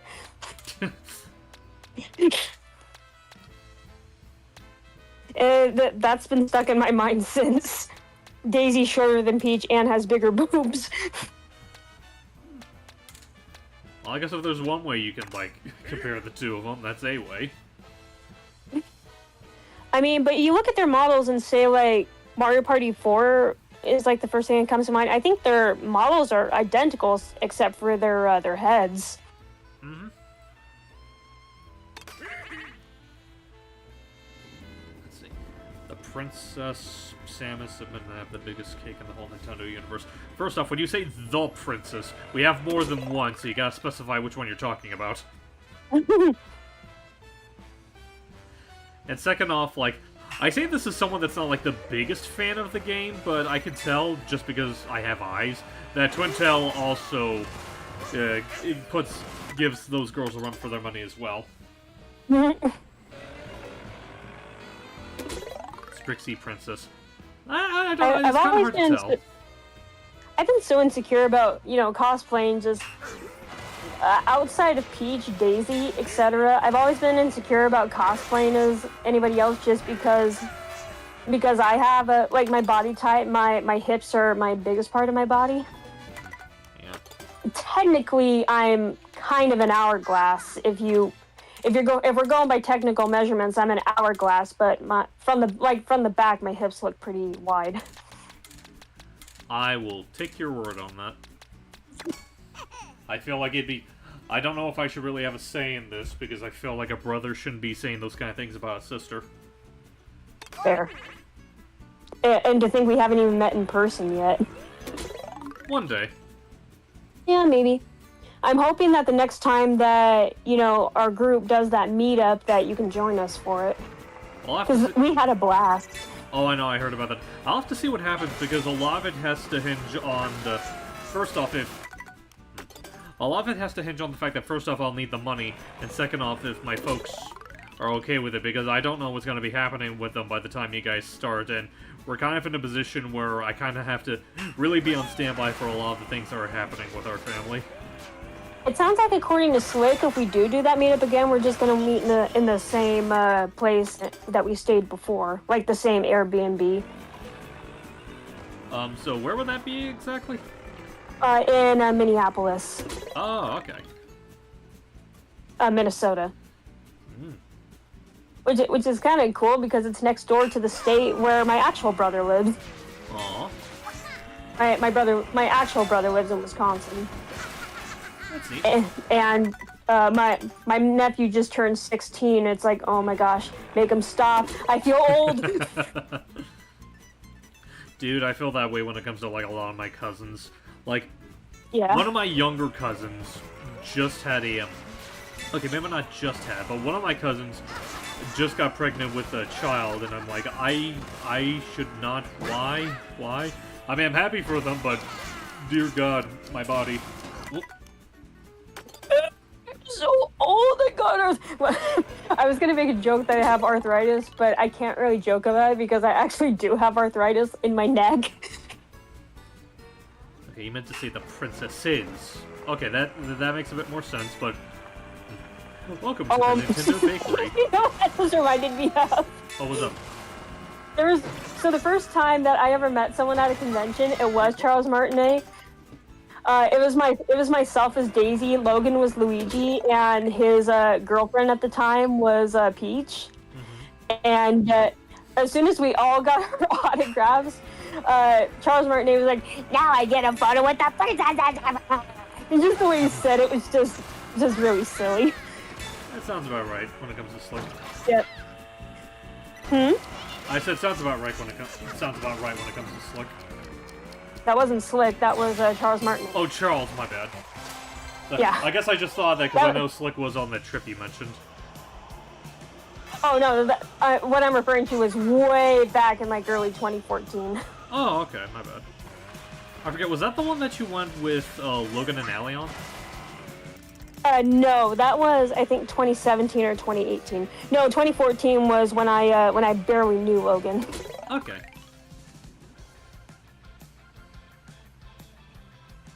And then after that, I made it my mission to finish a Peach cosplay in those 10 years for some reason.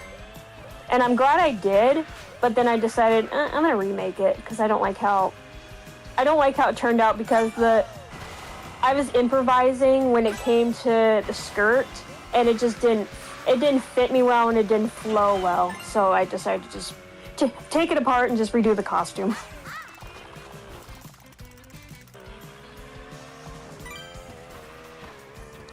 Which character outfits you like, summer outfit or pro racer? What are you referring to exactly? I think they're talking about the costumes in this game. Yeah, let me just get through this real quick. In Mario Kart World, again, I don't know yet. I've only seen 2 outfits on Peach so far when I played her, and that was the farmer outfit and the biker outfit. Hang on, let's see. Okay, well, I'll start off with the pro racing outfits. Real quick, I think when they say summer, they actually mean touring. So here's Peaches. Oh, I know what that looks like, but I haven't unlocked it in my game yet. Oh, no worries. I just figured I'd show them since I have all the outfits unlocked. Here's Daisy. Yeah. Oh, she looks so cute with that bow in her hair, eh? And here's Rosie's. Hmm. Okay, and now for the pro racers, here's Peaches. Then Daisy's. Nice. And then the Rosie's variant, I know, has become, like, very popular with a lot of people. Just because of her jacket tied around her waist. Yeah. To answer your question, Jay, what got me into voice acting?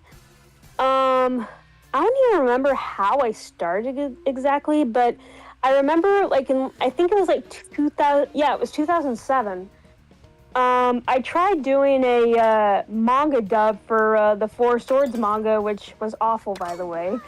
And then I started getting into machinima, and I was in way over my head. I tried to make like a big Super Smash Bros. Brawl the movie cast. But before it became the Machinima Clash of the Three Worlds. And then so I had someone voicing Toon Link, but he was associated with somebody that wasn't. Anyway, long story short, so I ended up losing my Toon Link voice actor, and I decided I had to voice Toon Link myself, and so that was one of my well-known voices at the time. I'd agree. And then it took me until, I think, 2017, 2018 to where I actually started practicing my Peach voice. And got good with that. As far as what got me into voice work, I don't know, it feels like, I don't know if there was anything specific that got me into voice work. I just know I've always been, like, super fascinated with it growing up.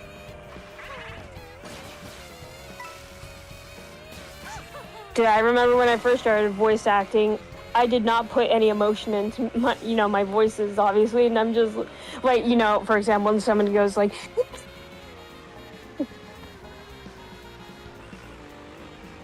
But, I got better, I honed my craft, and I still feel like there are definitely things I can still improve on, but I definitely think I'm a better voice actor today than I was 15 years ago.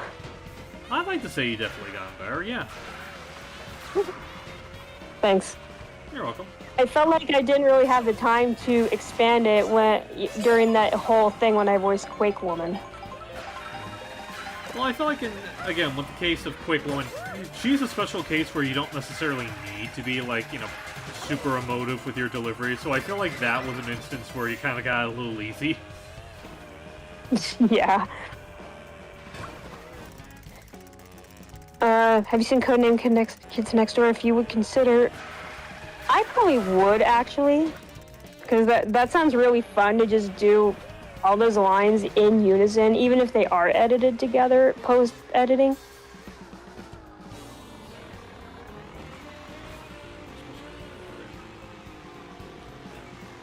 Imagine for Sonic Racing Cross Worlds can have with IDW Sonic comic characters. I know that's been on the rumor mill for the longest Oh yeah. time. How long has that been a thing now? I don't know, but like honestly, I'm down for the idea of the IDW characters being. Ben Diskin is a non-union VA. I kind of knew that. I mean, I went back to watch Kindergarten Cop and saw he was one of the children in that film. Good movie, by the way. One of my favorite Schwarzenegger movies.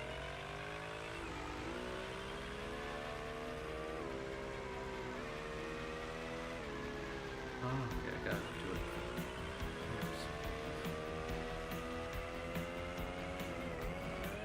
it. I'm sorry, I just love that delivery that Schwarzenegger has.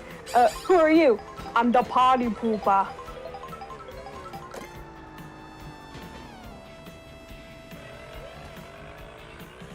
I know I gotta get that somehow. I guess I kind of knew that. I'm not really sure how I did, but yeah, I did know he was non-union. Yeah. I'd rather stick to my Switch 1 to Mario Kart 8. I mean, that's fine. I mean, no one says you have to get a Switch 2 right away. Like, again, the only reason I was able to get mine is because I was just lucky with how much I was making off one particular job with Slip Frame. Yeah, and I got lucky too because that day, before the night the Switch 2 pre-orders were went live, I had just been approved for a Best Buy credit card, and then at the time I figured that's a sign. That's a sign you gotta pre-order this. Oh, I don't between Schwarzenegger and Stallone, they both have unique charms to them. I don't have a preference personally. I just kind of like them both equally. Yeah, I think that's my answer too. Switch to key cards. I'm not really sure, to be honest. I'm still not entirely, like, sure what they are about. I just know that, like, a lot of third-party games are using them in lieu of actual, like, game cards. Yeah. I heard that as far as the GameCube NSO goes, it's disappointing that the Tingle Tuner doesn't work. But on that token, you can find all the Tingle statues by yourself if you know where the locations are. Okay, I'm probably have to do a lot of drifting for this one.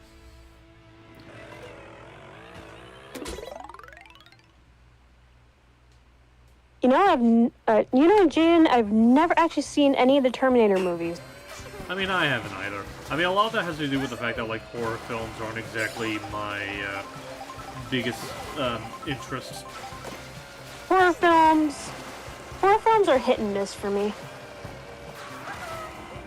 Like, it really does depend on the plot. But then again, I'm someone who has guilty pleasure horror films like the sequel to Carrie. I actually didn't know there was a sequel to Carrie. Yeah, it was released in the 90s. So the original Carrie was released in the 70s. And the sequel, released in the late 90s, was called The Rage. And a lot of people hated that movie.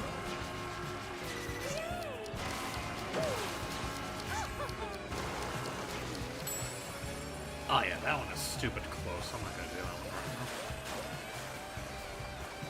now. I can't believe there's a new Karate Kid coming out with the original kid actor. Yeah, that's pretty neat. Like, I don't know if I'm gonna see it, but I think it's, like, it's so funny. Like, I know people are burnt out with a lot of these nostalgia whoring films, but when I saw that one in particular, my initial reaction was, huh, that's neat. Yeah, my mom would definitely be interested in seeing that. Yeah. Sadly enough, the one film that came out recently that my mom is really wanting to see with me is the How to Train Your Dragon remake, which, to its credit, I've heard is not as bad as the other Disney remakes. Like, at most... Yeah, I heard it actually wasn't that bad. Yeah. Well, a lot of it has to do with the fact that, like, unlike the Disney remakes, this one doesn't really do anything to, like, mess with the film or, like, ruin it, like what the Lilo and Stitch remake did. Yeah, I heard that one was just awful. Yeah. At least according to Slip. Yeah. The thing with the How to Train Your Dragon remake is that, like, it basically is just, like, shot for shot the exact same as the original film, which, in a way, some would argue is probably just as bad in the sense of, like, it kind of like reinforces how kind of pointless it was. Yeah.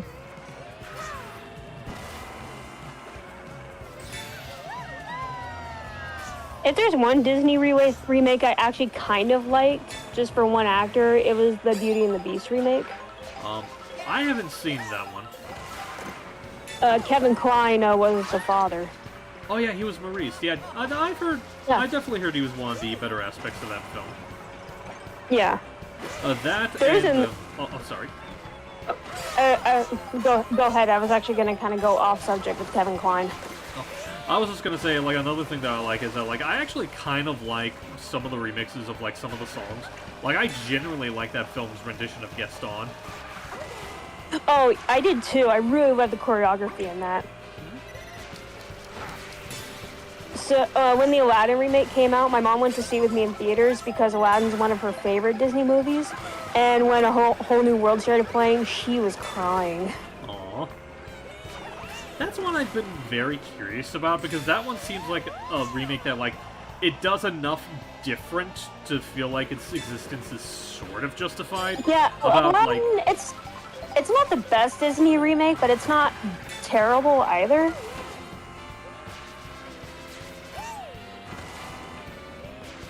I didn't even see The Lion King. I heard that was just I heard the animation was just really stiff on it. Yeah, there's that, and which of course leads to the problem when it comes to like them doing that with the Mufasa remake. How am I supposed to reach that one? Well, not even remake, just Mufasa's spin-off, which on proxy, I don't mind the existence of the Mufasa spin-off because that's at least giving us a new story. Wait, isn't that a prequel? Yeah, it's a prequel. A prequel set in the universe of the remake. Ah. So, like, that one I'll cut some slack because that one's at least trying to, like, do something different as opposed to just remaking another film again. Mm-hmm. Like, I don't think it's necessarily good. I've heard very unflattering things about it, but for the most part, I'm willing to cut a little bit more slack. Okay, I thought this was a different one. I don't know. Like, I will believe people when they say it's not good, but I just appreciate the attempt at trying to be more than just yet another remake. Yeah. As far as Lilo and Stitch goes, I was really disappointed when they revealed Cobra Bubbles and he wasn't really like big and burly. Honestly, I feel like that's kind of like the least of the problems with that film's version of Cobra from what Logan told me. Because, like, Logan saw it with his sister, you know, because she wanted to see it for her birthday. So, never let it be said Logan doesn't do things for his family. And, like, when he got back from the film, he had, like, a massive, like, he had to get into a group call and have, like, a massive crash out over it. Poor guy. Yeah, it was amusing, I'll say that much.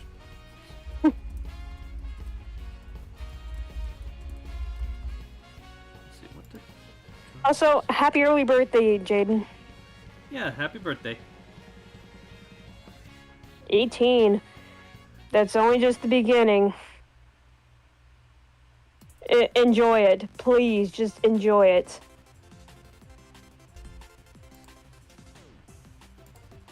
There you go. Let's just find something real quick. Also, Toon Man, as far as voice request goes, I'm sorry, I mentioned when I first came on here that I'm not feeling up to voice acting right now. I just can't hit that right now. I'm sorry. That's okay. Yeah, just as a whole, where it's like I'm not against the idea of like voice requests for the guests, but a lot of it has to do with the fact that like they have to be up for it more than anything. And if Celly's not up for it, then you guys might need to put a pause on it. Yeah, like I said, I had my shoulder injected the other day, and I've been kind of under the weather. I had to force myself to go to work today. And then I had to drive an hour to an appointment, and then drive an hour to get back home. So yeah, I'm kind of exhausted right now. The only thing that let me down about the Lilo and Stitch remake was Jumbo. Yeah, that is one of the things that Logan crashed out about the hardest. A lot of people crashed out about. Yeah, I heard a lot of things about Jumbo. Yeah, and it is just man. I mean, if David Logan stars were still alive, I'm pretty sure that he would do it. Honestly, my thing is that, like, it's not even, I don't know, it just feels like one of those things where it's, like, from everything I've heard about it myself, it just kind of hammers in the fact that, like, this film doesn't get why people like Lilo and Stitch. Yeah, that's, you say that, and I think about it, and it's like, that's really does what it sounds like. Yeah. Trying to finish my mango lemonade. I don't know why there are seeds at the bottom. Maybe they were from the mango. Maybe. They look like strawberry seeds. Oh well. Still good. That's good. It's kind of watered down though since the ice melted. Well, which is fine because it doesn't taste as sweet as it was. Overtake Shy Guys. Let's see. But this is one that I already did, wasn't it?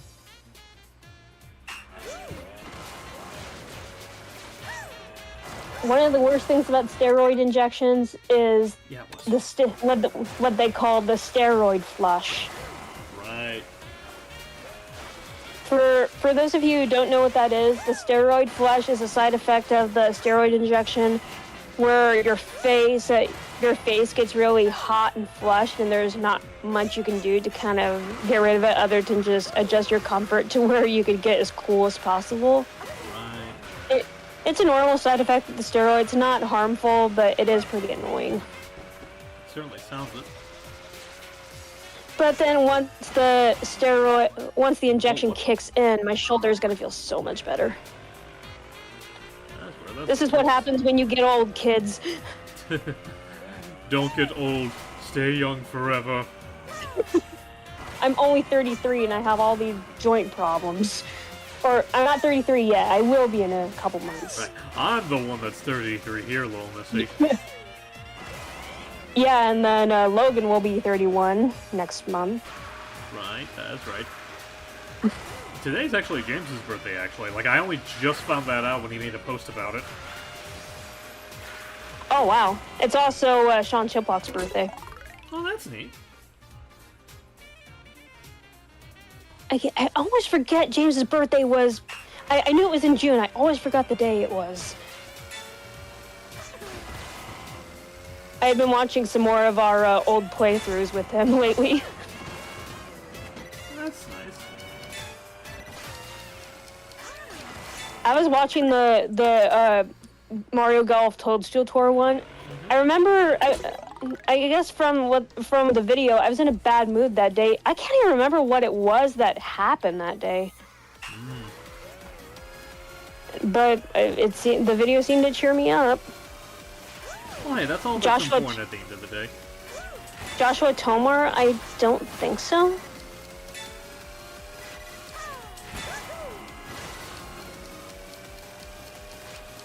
Yeah.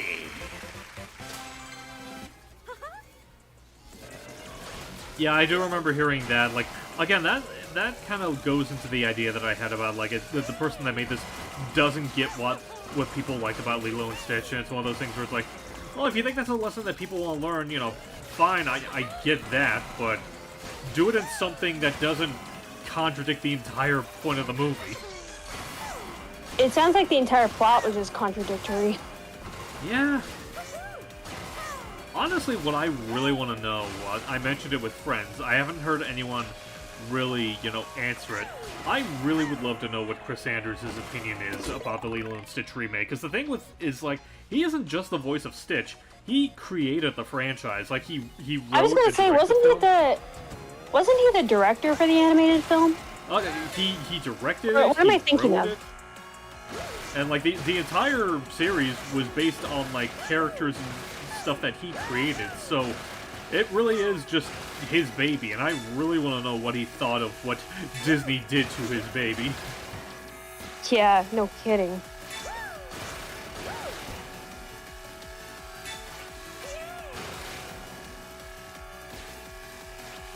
Similar history with Kira Buckland and Sean Chiplock?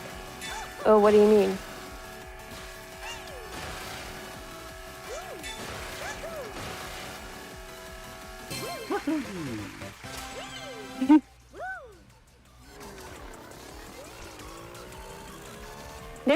There's something I really want Slick to do for Ask Mario Reacts, but I'm not sure if he's actually gonna do it. What is it? I'm reacting to the Mario and Sonic at the Olympic Games, those really old commercials. I mean, he might if, like, someone suggests the idea to him.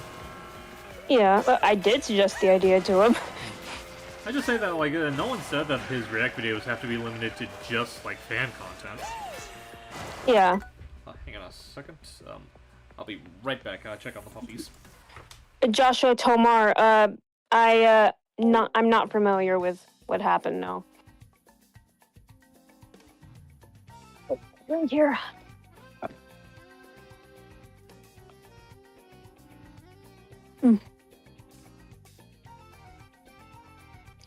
Heard of Tron, I haven't seen it.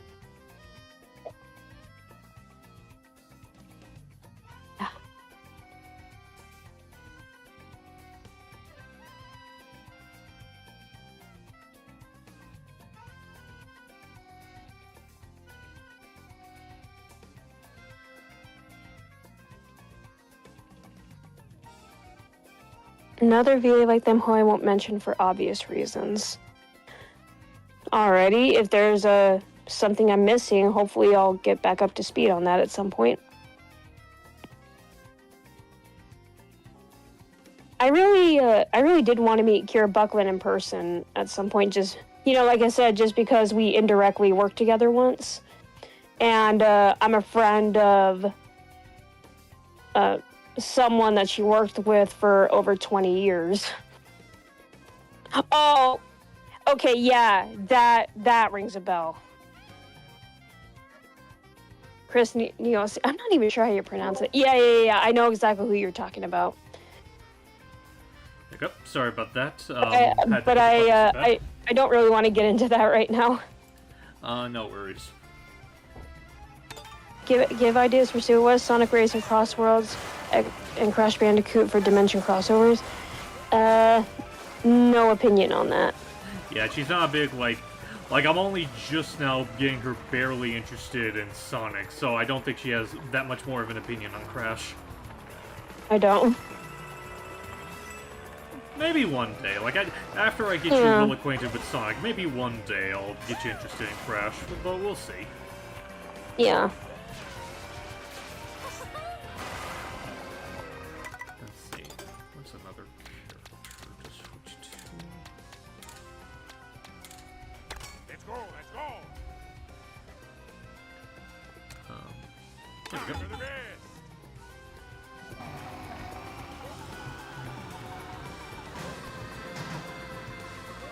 I think you two would have a field day with some of Charles Bain's full moon flicks.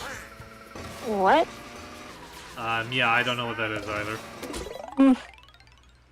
Tackle an endurance challenge in the wasteland. This doesn't really feel like much of a wasteland, to be perfectly honest. Teenage Wasteland! Wasteland! They're all wasted! They're all wasted!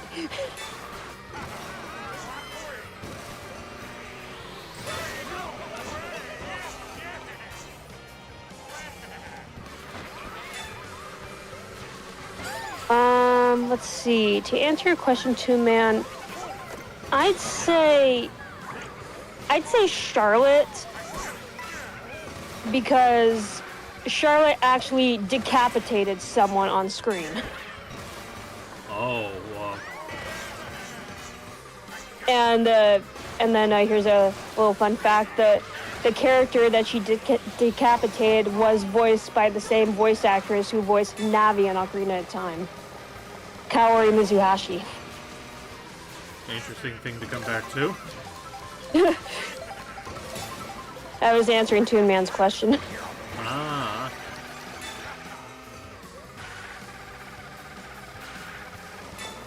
So yeah, Charlotte is definitely the most creepy.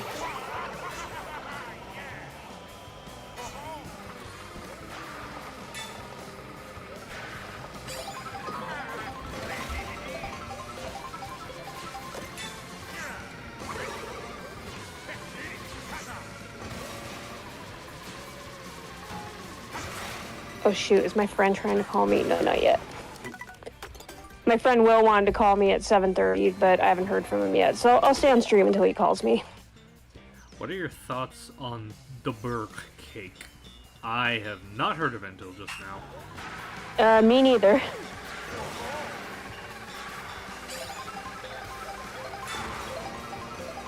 For some reason, that made me think of that mistake from the Real Princesses. Oh, right.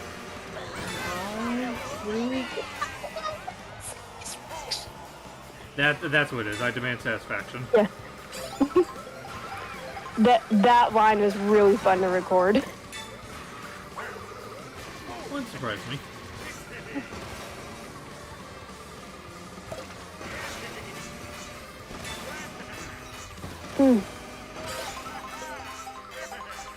And the other one, when I first heard Three Little Princesses, I was dubbing it with Logan and another friend of ours. I voiced Daisy and Logan voiced Peach. His Peach voice was really funny, especially when we all yelled.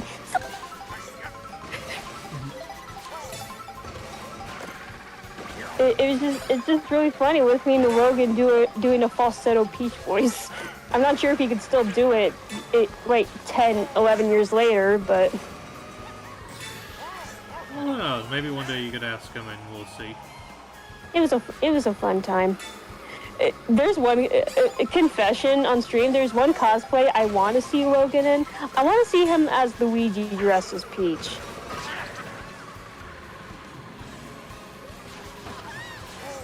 Well, who knows? It'd be fun, especially for Logan's height being 6'3". Yeah. Oh, come on, you stupid. Stupid. Made me think of the bloopers where Waluigi gets his leg caught in the door and then one of the guards points at him and goes, stupid. Hello? I told you not to call me. Can't. And I love the delivery of that too. No, Ma, I told you not to call me. I'm making a move. Can't. Honestly, just I think Power Tennis has just some of my favorite like modern 8-bits ever. Like in the opening, it's like, "You wax funny." Oh, shut up. Oh, yeah.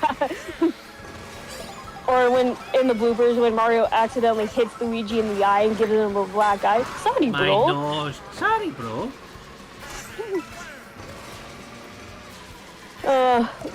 It's a shame that they didn't do that again. I mean, I felt like that was Nintendo's equivalent to Pixar bloopers. Yeah. But they only did it once. If you ever upload for Dub Matters again, have you thought about doing Three Little Princesses Parts 2 and 3? I know Celly really We wants... talked about it a while back, but we never got around to it. Yeah.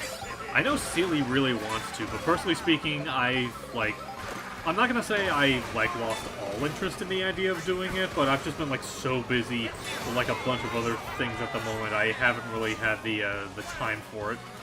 I thought about doing it for my channel, but if you want me to be in charge for it for Dub Matters, I could try and do that, I guess. I guess it's also just a matter of if anyone on Dub Matters even wants to do it, because I think we've gotten to a point where, not for nothing, I think we've gotten to a point where we've just gotten, other priorities to take care of in our lives beyond Dub Matters. I don't think we've done anything on Dub... Well, I haven't done anything on Dub Matters for a while, and I don't know about the rest of you. I think the last thing we did was when we did a remake of the Mario... Actually, no, wait, I lied. There was the Seasons of Chaos stuff that we did, but also the... Oh, yeah. Also, the Choose Your Wa thing that we did for the Mario vs. Wario comic, where Jen wanted me and him to take turns voicing Mario and Wario.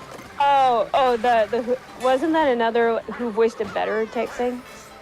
It wasn't officially, but it might as well have been. Yeah. One thing I am planning on doing for my channel, for more Mario-centric content, I really want to dub the Rosalina storybook. That'd be cute.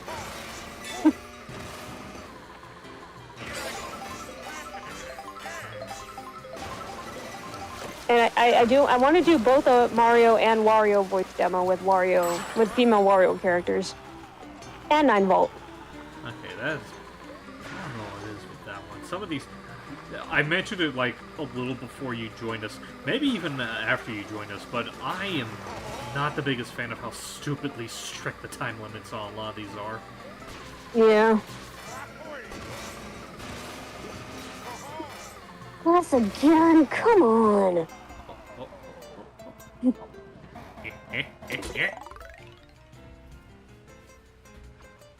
I was looking back at our Wario dub, and the Lulu destroyed my voice. Well, Lulu's a very loud character, so I can understand that. Well, it wasn't just the one thing where she was screaming, "Hello!" Oh yeah, that I definitely can understand how that would, wreck your voice. Oh yeah, my throat hurt for the rest of the day after that. Yes.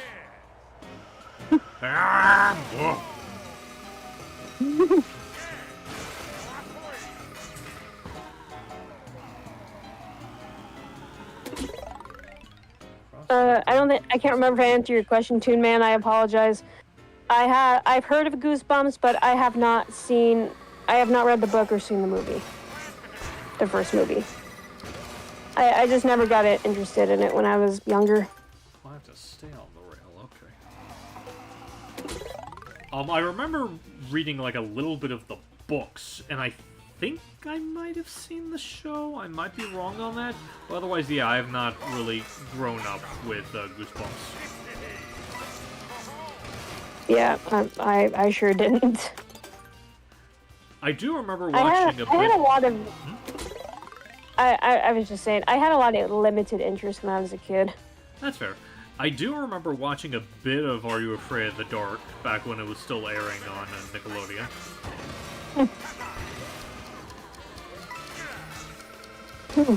Oh. Okay, so don't go hog wild on this.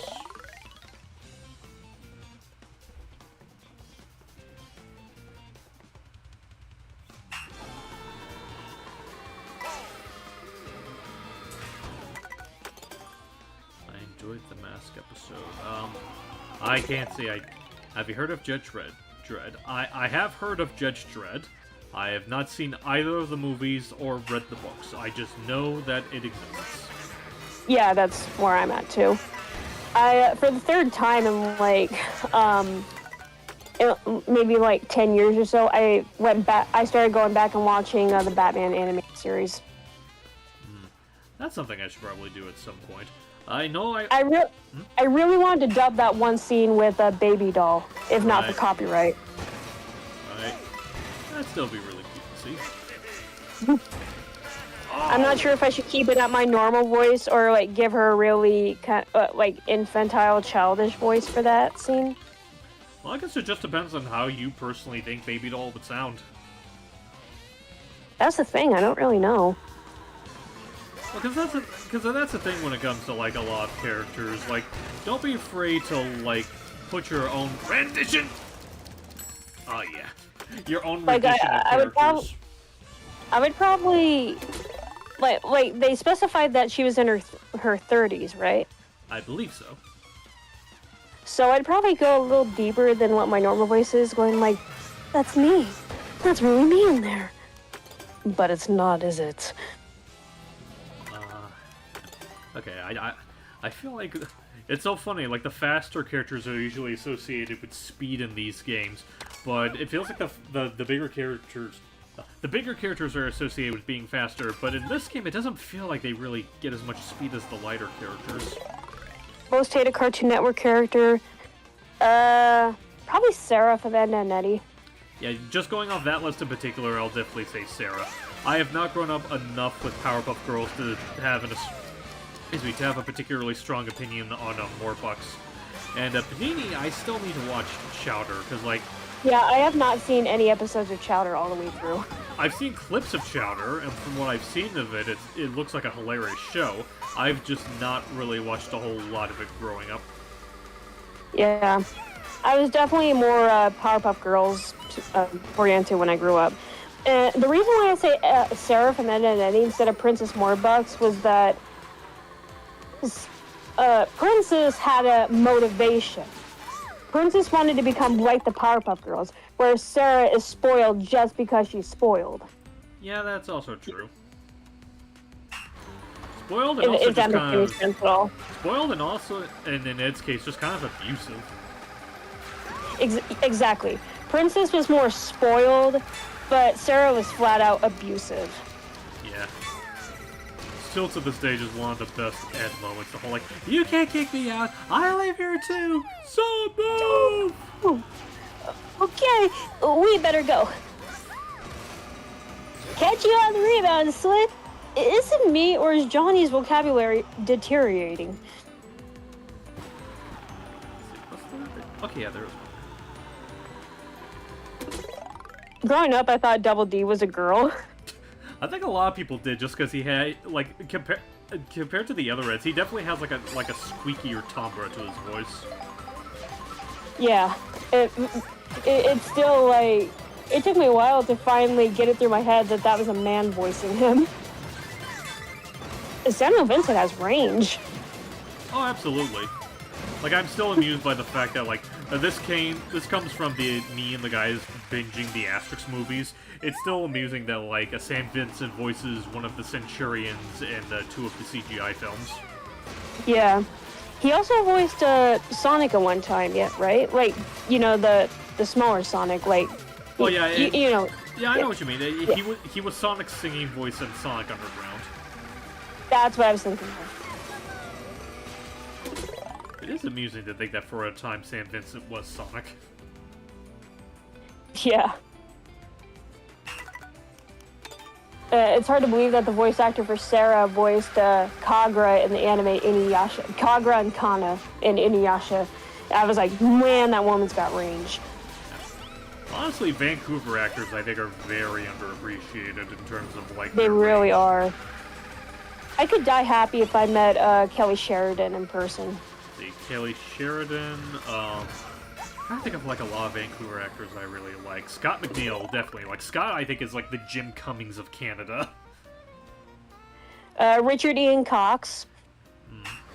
Because he has that really gruff and, you know, what's the word I'm thinking of? He has that really gruff and intimidating voices in Inuyasha, but when he talks in like real life, he literally on his YouTube channel he literally uploaded shorts called "Schmuck in a Car." I think I remember that. I own all the Nintendo games where they He were just voice acted by Vance. he just seems really down to earth when he's not voice acting. I'd have to look into that, because I actually forgot that Nintendo actually had some Vancouver actors on board for some of their games. I'm trying to think of an example because I can't think of one off the top of my head. Like, I could definitely think of some Capcom games that have Vancouver voice work. Like, I think, like, up until Mega Man 11, Mega Man's voice work has been just primarily Vancouver-based. Now I'm suddenly thinking of the voice actors from Soul Calibur 2. I don't know why. Why did they use a lot of, like, Vancouver VOs? I don't know. I don't know. I don't know why Soul Calibur 2 just came to mind. I know, the GameCube version where Link was included in it. I know Link's voice actor voiced, he voiced Nightmare. Right.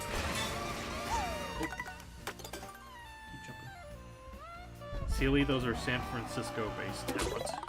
Yeah, I don't know why I thought of Soul Calibur 2 when I thought of Vancouver. Don't ask me why I thought of that. Oh yeah, Kirby Morrow when he passed. Yeah, he was.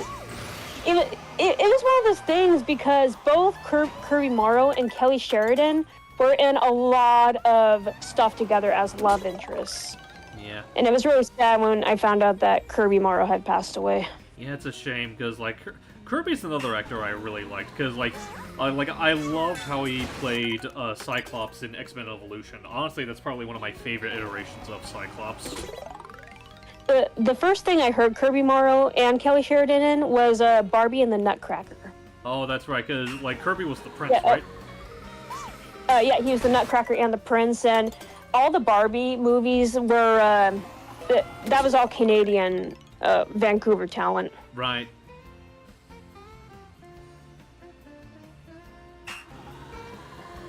So yeah, that was one of my favorite Barbie movies growing up. But then again, I was a girl who I was obsessed with Barbie growing up. So.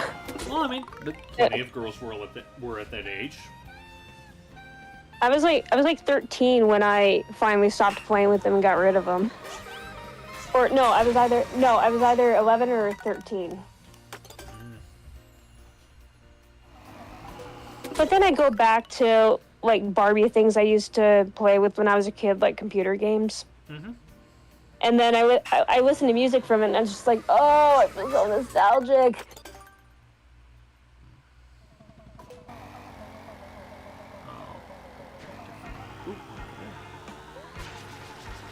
I was really girly when I was a kid. Brad Swaley's another good Canadian VA. Oh, yeah, he's a good one too. Like, I love the voice that he had for Nightcrawler and Evolution as well. Like, I think Evolution is where I really got a lot of my respect for like Vancouver voice work. Yeah. I feel like they have kind of an edge to them that American voice actors don't have. I don't know what it is. Oh, that's close. If fighting games were to be voice acted, would you prefer the Street Fighter way or the Tekken way? Let me see.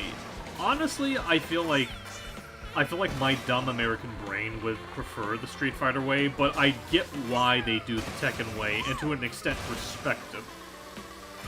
Yeah, I agree with Steve here. Speaking of Street Fighter, that's another cosplay that I'm kind of working on and off is Sakura. Oh yeah, honestly, yeah, I could see you being a really cute Sakura. Like both cosplay and even in voice. Well, yeah, I haven't really experimented with her voice all that much, but I know Vic says I would look cute as cosplaying as Sakura. And I even found a pattern that I bought. I just need to actually do. I have so many cosplays I want to do, and there's just not enough time to do them. I hear you. It's so funny because I'm contemplating on doing a couple of like Street Fighter related voice stuff as well. But the problem is just like trying to figure out who all I would voice. Like Zangief, I think would be a really fun one to do, even if it would be like a pain in my throat.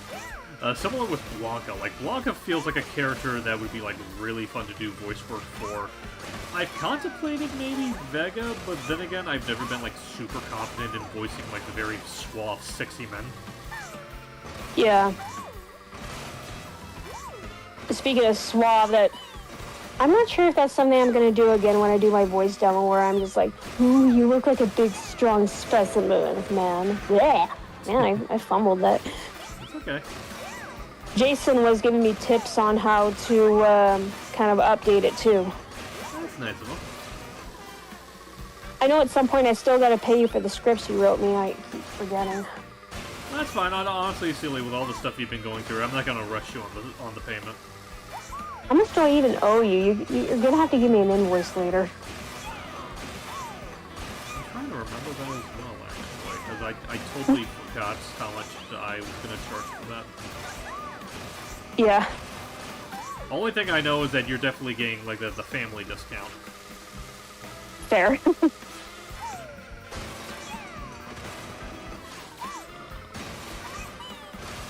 I know some people who would charge their family more. Well, those people are called jerks.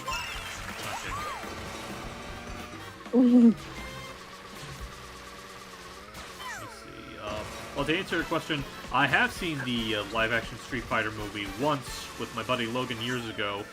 We've been trying to do this thing where we would watch every game-based film ever made, and Street Fighter was one of the last films that we saw before we just kind of like took a break because of life and never got around to finishing the rest of our list.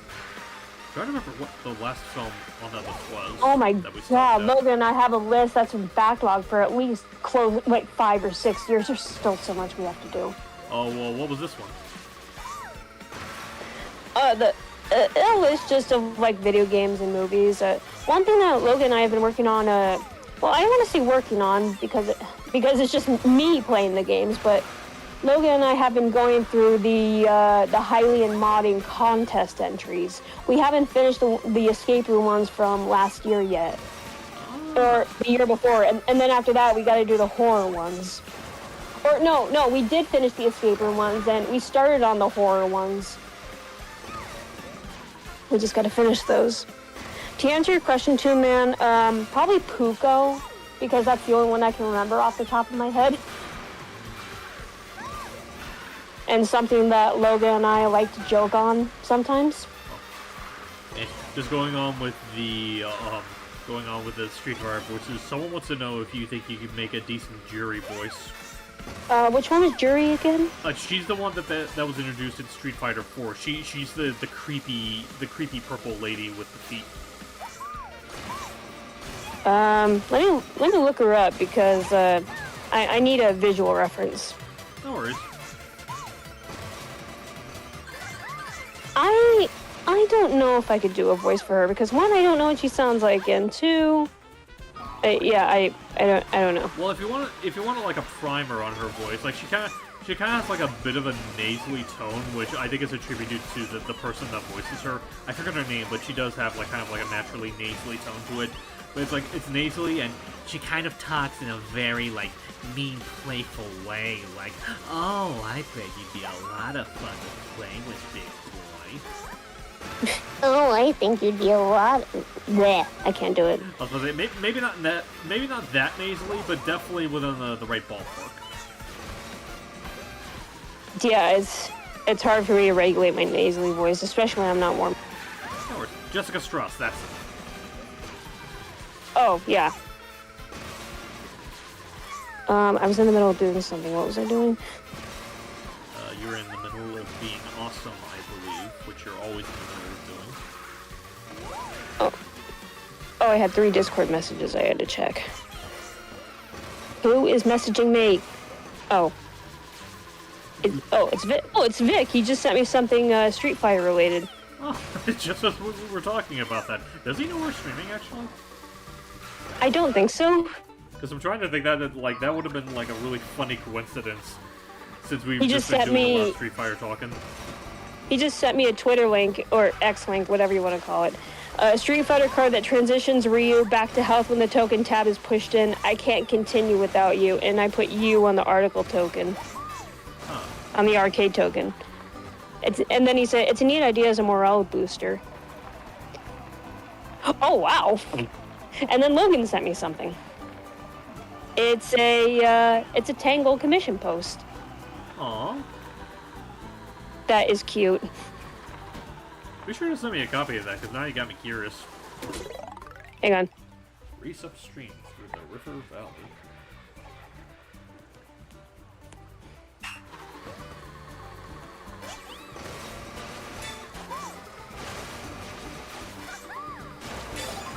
What's my battery percentage even at? Oh, 25%. I should probably plug it in soon.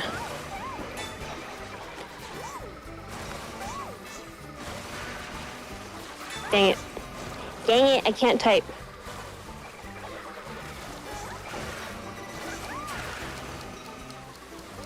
That's weird, Discord wasn't notifying me. Hey man, you still doing voice acting? Yes I am indeed. I've been doing a little bit of art stuff lately, art and video editing, but I'm still doing voice work when I can. I just sent it to you, Steve, the commission. Yeah, I'm gonna take a look. If rumps of the girls are fair game, Celely, which Sailor Scout looks the best in a swimsuit? Hang on, I gotta look at the chat. How did you create your Peach voice? How do you make your voice that high pitch? Well, I'm not really sure how to answer that. When I was a teenager, my voice was a lot deeper for some reason than right now. So when I create my Peach voice, I go as high as I can. Try to be gentle with them instead of aggressive. Just sound really mellow and sweet. Okay, to answer your question, if rumps of the girls are fair game, see which Sailor Scout looks the best in a swimsuit? I'm not really sure how to answer that. If you want to make body comparisons, best person I could probably think of with that perfect body type is Sailor Jupiter, because she has that perfect curvy figure with both her boobs and her hips. I don't know why I'm confused about this. Maybe it's because I'm straight, which I hear is the horrible thing to be. Well, technically, I'm still I'm like 90% straight. I know, I'm just making this silly. And yeah, I just saw the thing that Logan shared with you. Most I'll say is, yeah, that's about that. Most I'll say is, yeah, that checks out, considering who sent it to you.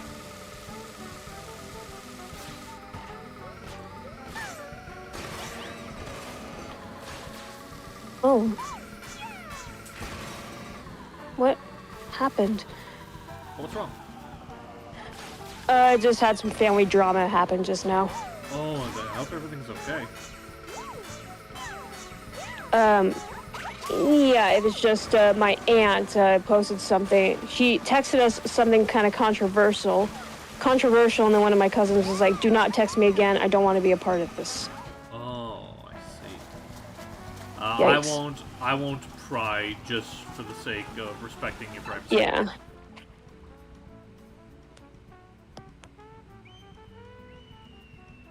If they had Harriet and Mario Kart World as DLC, she'd have the biggest her bike rabbit. That's the little girl rabbit from Odyssey, right? Like, because the thing is, like, I definitely remember the Brutals, but I don't remember a lot of their names by memory. Because if that is the girl rabbit, I really do not see her as having a particularly generous figure. And if you do, that's weird. Okay, maybe not weird, but I just don't see it. It's like the Fozzie thing. It's like, oh, not wrong, just wrong for me.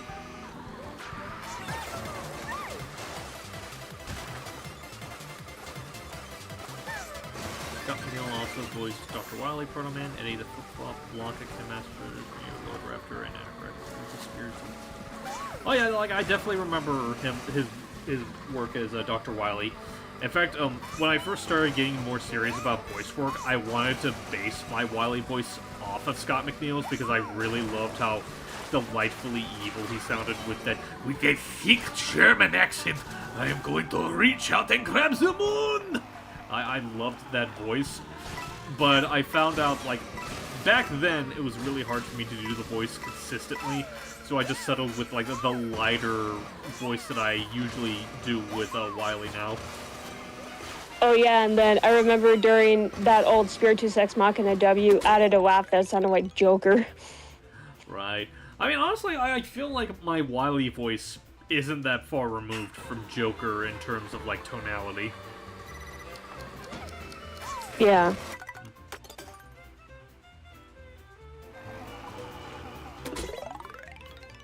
Yes, Harriet is the girl rabbit in the purple dress. Okay, I thought so, and yeah, I'm sorry, but, like, it's fine if you're into her, but I don't think she compares with the actual humans in Mario.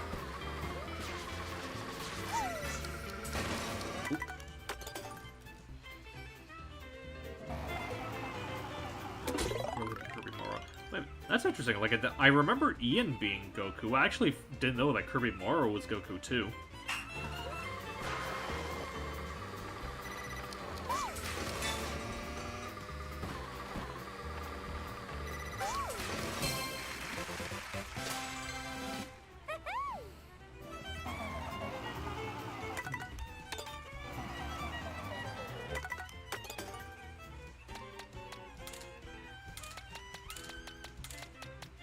I haven't had a chance to play as him yet. Dapper Boy.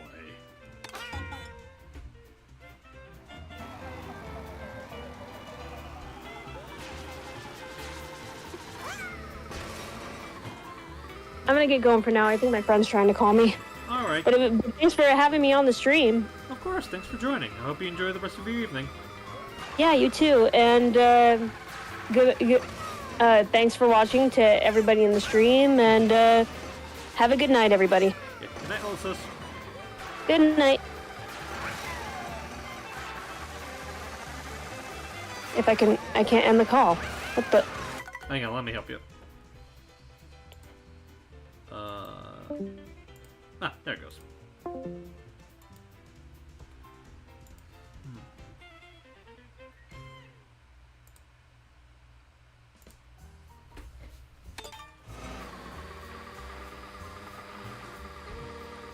Actually, now that I think about it, I guess probably going on for like almost 3 hours. I think this might be a good time for me to end the stream as well. Thanks everyone for dropping by. Been a lot of fun as always. Fun chilling out with the little sis, chilling out with you guys. I hope your Saturday goes well. I hope your Sunday goes just as well. And I'll see you all later. See ya.